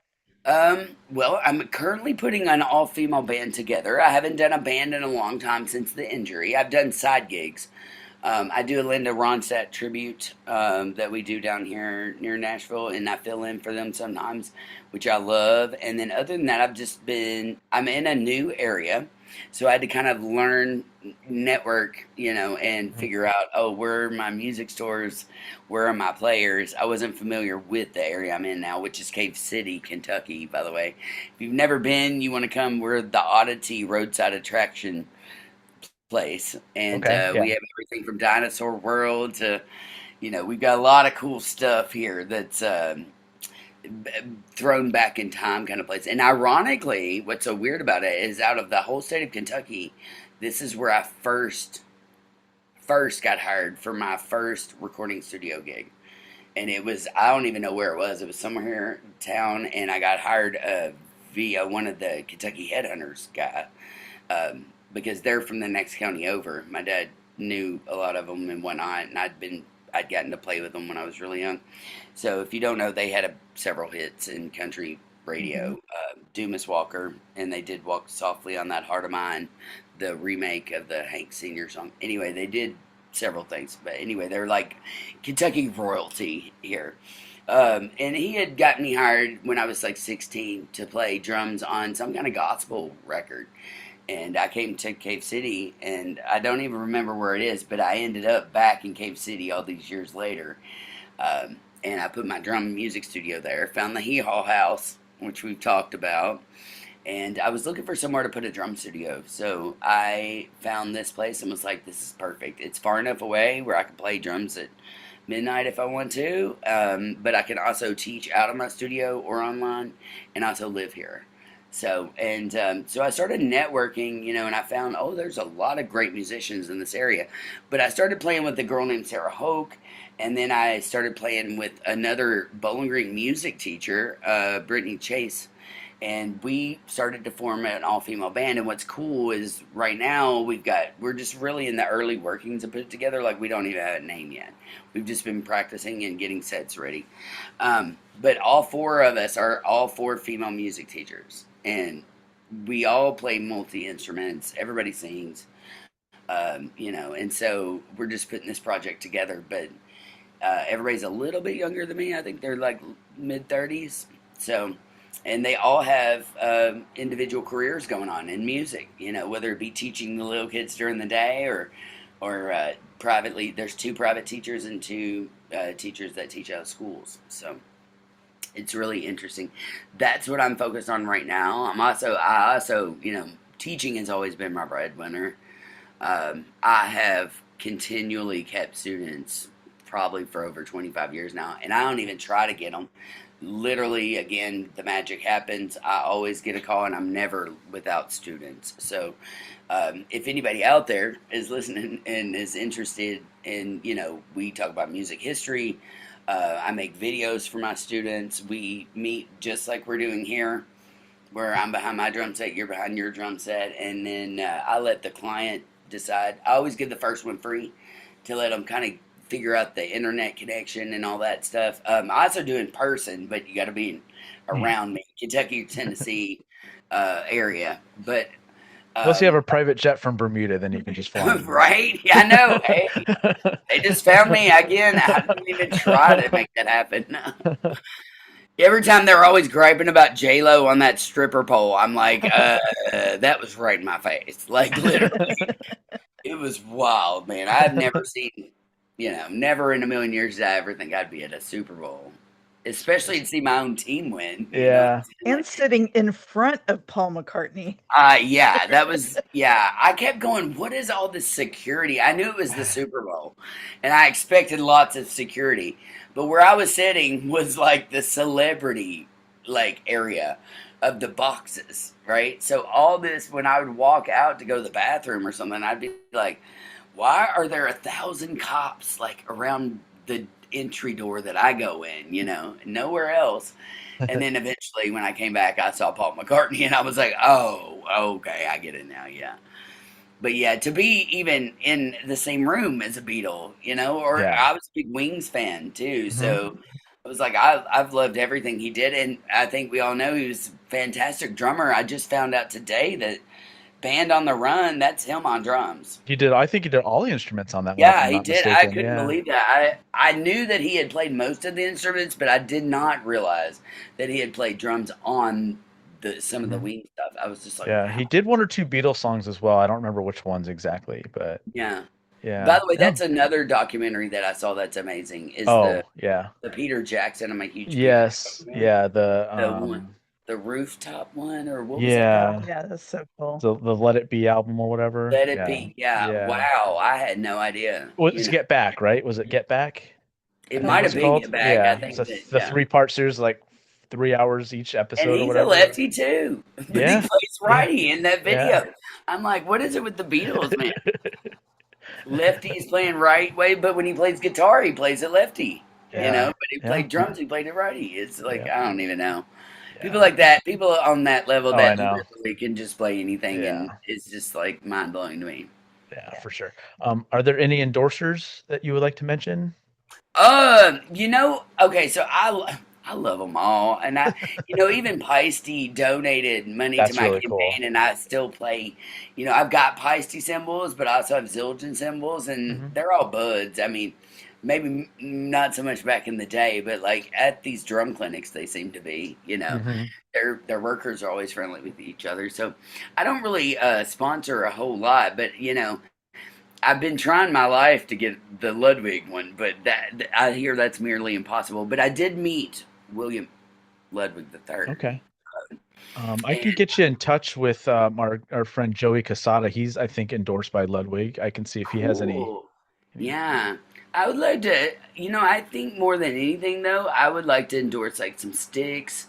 I can Um, get you in touch with my stick as well, my sticks as well. yeah, They'll I get you. love Yeah, I Symbols love too? trying different symbols. sticks because of my thing. I did have an endorsement back in the day with Supernatural, but Okay. they were out of Nashville and they give me all kinds of cool symbols, and I Mhm. love their symbols. I still play them, but when it comes to symbols, I literally put an array on there. I mean, I have a symbol that I found at a thrift or at a yard sale for $1 that was Oh, beaten all kinds of up, and it is one of the coolest sounding symbols I have ever bought. Oh, I literally bought it for like $1, and it was this beat up thing, but it sounds like a gong, and okay. it says or china like a big china, but Hmm. it doesn't sustain very long. I mean, I like that on there, and then I might have some Zildjian A's on there, and then I might have some K's on there. It's just like, and I might want to play my Peisty, hats or my Hmm. whatever. I've got all my dad's Is a it the huge sound symbol edge? guy. Is it the Sound feisty Edge, sound yeah. edge? Yeah, I those are love the nice. sound edges. Yeah. And I was talking to Dorothy about this because she's endorsed by Pisces. But I have the 16-inch sound edges. She was Oh like, man. holy crap. I was like, I don't know. That's why I don't play with them a lot because they're so big. They're loud. But I also have like down to like 12s that are like Okay. little Sabians, Little like splashes. Yeah. yeah, I've just got all kinds of, and again, my dad's a collector, so he's got all kinds of different type of like symbols, Hmm. and I'm always looking at symbols, And if I had thousands, I would have all the colored ones, and all kinds of stuff. But um, yeah, I don't mind to endorse them, but I'm like, a lot of times they want you to play exclusively their stuff, Hmm. and I'm like, oh, I hate to be so exclusive that Yeah. I can't have a Zildjian symbol, or something like that. Yeah. But my dad collects, and he's got a gong, y'all, that hung oh, in the Shaolin Buddhist monk temples. oh, cool. Nice. Yeah, and it's one of those that you literally took the big log and like they all went boom, like what I'm saying.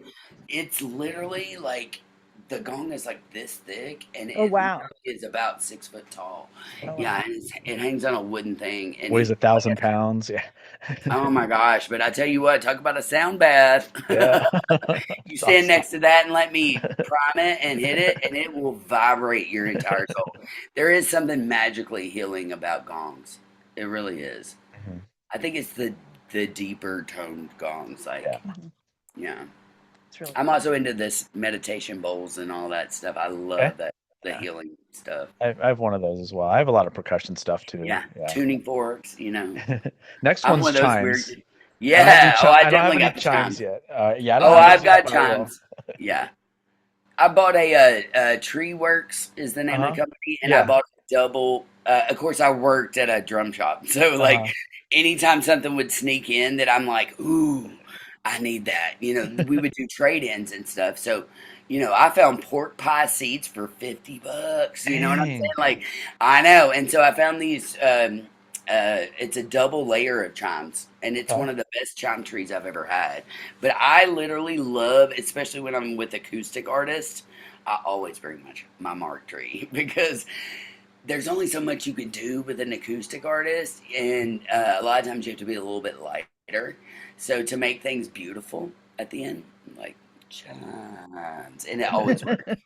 Yeah. When in doubt, use the chimes. That's cool. Yeah, Very and cool. also I've done Mary Poppins. I don't know if you know anything about musical theater, but in musical theater, anytime you hear chimes, it means magic. And usually, if they're talking about magic, or they're talking about a diamond ring, or they're talking about a star in the sky, you'll either get either like a triangle hit or a bell tree, or in Hmm. this case, almost always the mark tree. So in Mary Poppins, the entire show is nothing but mark tree. It's like every time you do the mark tree is when she does magic on stage. So it's whoop, there's Mary Poppins. Interesting. All right, Mary Very Poppins cool. again. Mary Poppins. Yeah. So I love a mark tree. Yeah. It's just the theater in me. Oh, for sure. Absolutely. Yeah. And then where can our listeners find you? Well, I'm on social media on every platform. I think every platform. I'm on TikTok. I just got on the TikTok train. But basically, what I do is I recycle a lot of my old drum videos a lot of times. So I've been on social media so long now that I'm like, I'll share current drum videos, but I'll also share older stuff. I'm on Facebook. Also, my business is called Generation Studios. I kind of brand the name, the JYN. And people started making nicknames like Genspiration, Genstery, the Generator, anything that you could spell JYN. Gender Bender is another one they love to do. So I kind of like just started branding. I had a radio show that was called Generation Nation on LRS, which was the big rock station in Louisville for years. And then I decided to start my own business, Generation Studios. So it's spelled JYN oration, or JYNYATES. And you can find me on TikTok, YouTube. I'm really trying to work my YouTube channel out where I can maybe do some lives, like live streaming from the Haunted Drum Studio in Kentucky. I think might be a thing. And Instagram. I do very well on Instagram. Cool. Jen, you are a fantastic person, and Thank we're so you. glad to add you to our friend list. Same And here. I've been thank following you, you. and I'm glad I kind of like found y'all in the drumming world. Yeah, so are we. And we really Very appreciate the time fascinating. that you've given us, because time is the most precious commodity, and we're so appreciative of that. Absolutely. Same here. Thank y'all so much for letting me tell my story. I really want to be able to share my story of the health aspect of Yes. drumming because Well, that's how our I've been podcast there. started. So Yeah. It Oh, was yeah. started mental for No, health. mental health, yeah. man. Yeah. Yeah, and just to educate people on, take care of this guy right here because, like I see all the young drummers doing what I did too. I used to throw my hair around and be crazy with the neck, and if you watch the earlier videos, you'll see that.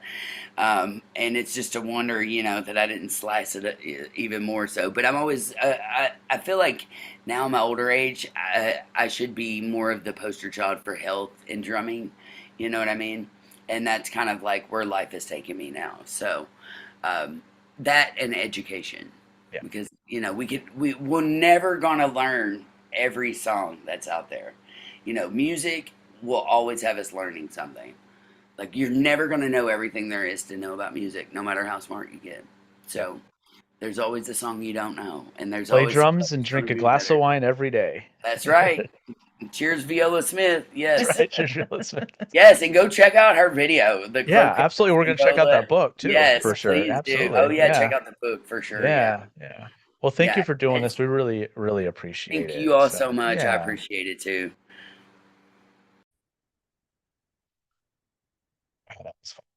What an awesome person. Yes. What Oh a my God, story. yeah. That's just And for them crazy. to never be caught. That I hate the Horrible. most. Oh, because you would always be looking over your shoulder, It It's so changes your, scary. yeah, it just changes everything. I mean, honestly, you should always have your head on a Oh, swivel, yeah, or always just for know what sure. your surroundings are. I always preach that to everyone. But there's just times you just don't think about it, and that's when it happens. And Yeah.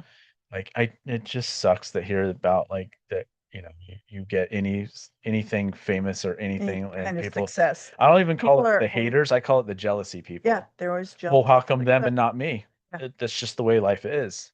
Make make a path your own way. Don't hate someone just because they got famous in a way that you think you should. Carve your own Only path. limits your ability is yourself.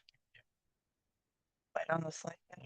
So it's just crazy, and that And she she's has a just, fantastic outlook on life, yeah, and despite what a life right. already, and just talking about all that, and just, yeah, sometimes chasing things can get you to not get it. You just sit back and be patient, and that's when Mhm. things come to you. Like we've got a lot of our guests of like, hey, they saw me on your podcast and they want to be on it now, stuff like that.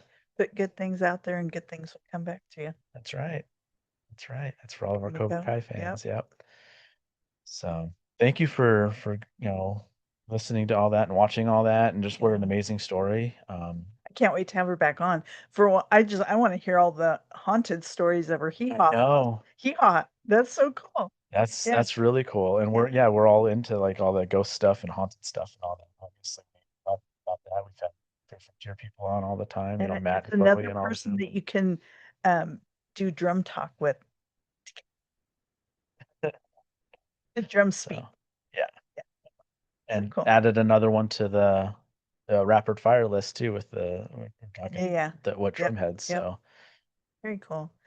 All right, so intro and outro music is provided by Arizona prog metal band Temporal Displacement. You can find their music anywhere you listen to your favorite music. You can email us at drummingupconversation@gmail.com.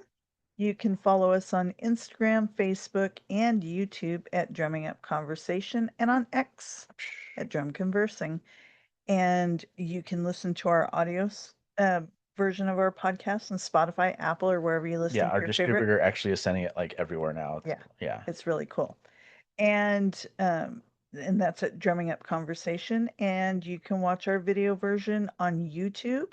And please do all the good things like subscribe, rate, review, and tell multiple friends. Yep, comment, all that Yep. stuff. We love hearing from you. We will respond. Mhm. I'm sometimes a little late to it just because it's the uploading and seeing everything's a different screen and all that, but I always find it. So I know where to look now for the comments and everything. So yeah, Very definitely cool. reach out. If you want to come on, talk any music, anything like that, especially drums, let us know. Mhm. That's how Jen she got in touch with us, and I'm so glad she did. Yeah, And that was it's just super cool. I get a lot of just drum friend requests and stuff. So a lot of times I'm just like, oh no, where did that one go? And so I'll go through that soon and actually start reaching out to people and seeing what they got going on and all that. But I'm really glad she reached out to us, especially with that story. I mean, I guess drums heal all. Yeah. It's probably because she was keeping that strength up that helped too. Just it's a very physical instrument. Hmm. And sometimes, like I said, I use it for a lot of cardio. Get a lot of my cardio with it because I'm enjoying doing it. I hate running aimlessly. It's just boring to me, but I can do the same But you thing love playing my drumming. drums. Yeah. So, Very but cool. yeah, thank you again for watching and listening to this, and we will definitely have her on again. Nerd out, as we Yep. were talking about. That's one too. You can just kind of sit back and just chime in when you think of something, Mhm. but I think you just enjoy watching and listening to Sure. it. So, um, a lot more than Lord of the Rings for sure. Oh I yeah, for bet. sure. I feel like I could talk to her all day long. Yeah. Yeah, yeah. We'll set you up for drum lessons. So. We have my Tried. camera set We up in there. tried. I don't know how to teach. I'm so self-taught that I don't know. It's just I'm a great drummer on the steering wheel. you just need to translate it to the drums. Yeah, and it just yeah, trying to translate it and then bringing in that foot. I don't know. Yeah, it's It's tricky. I laugh when I hear people, "Oh, I'd like to play drums. It looks super easy." I'm like, Drums are so easy. Yeah, sure, go play. That's how this works out. yeah, And the whole, what's wrong yeah. with your foot? Why isn't your foot working? And then it's all over. It's a train wreck from Hmm. there. It's pretty fun. Anyway, for drumming up conversation, I'm Justin Wood. I'm Andrea Wood. No mercy. Drumming up conversation.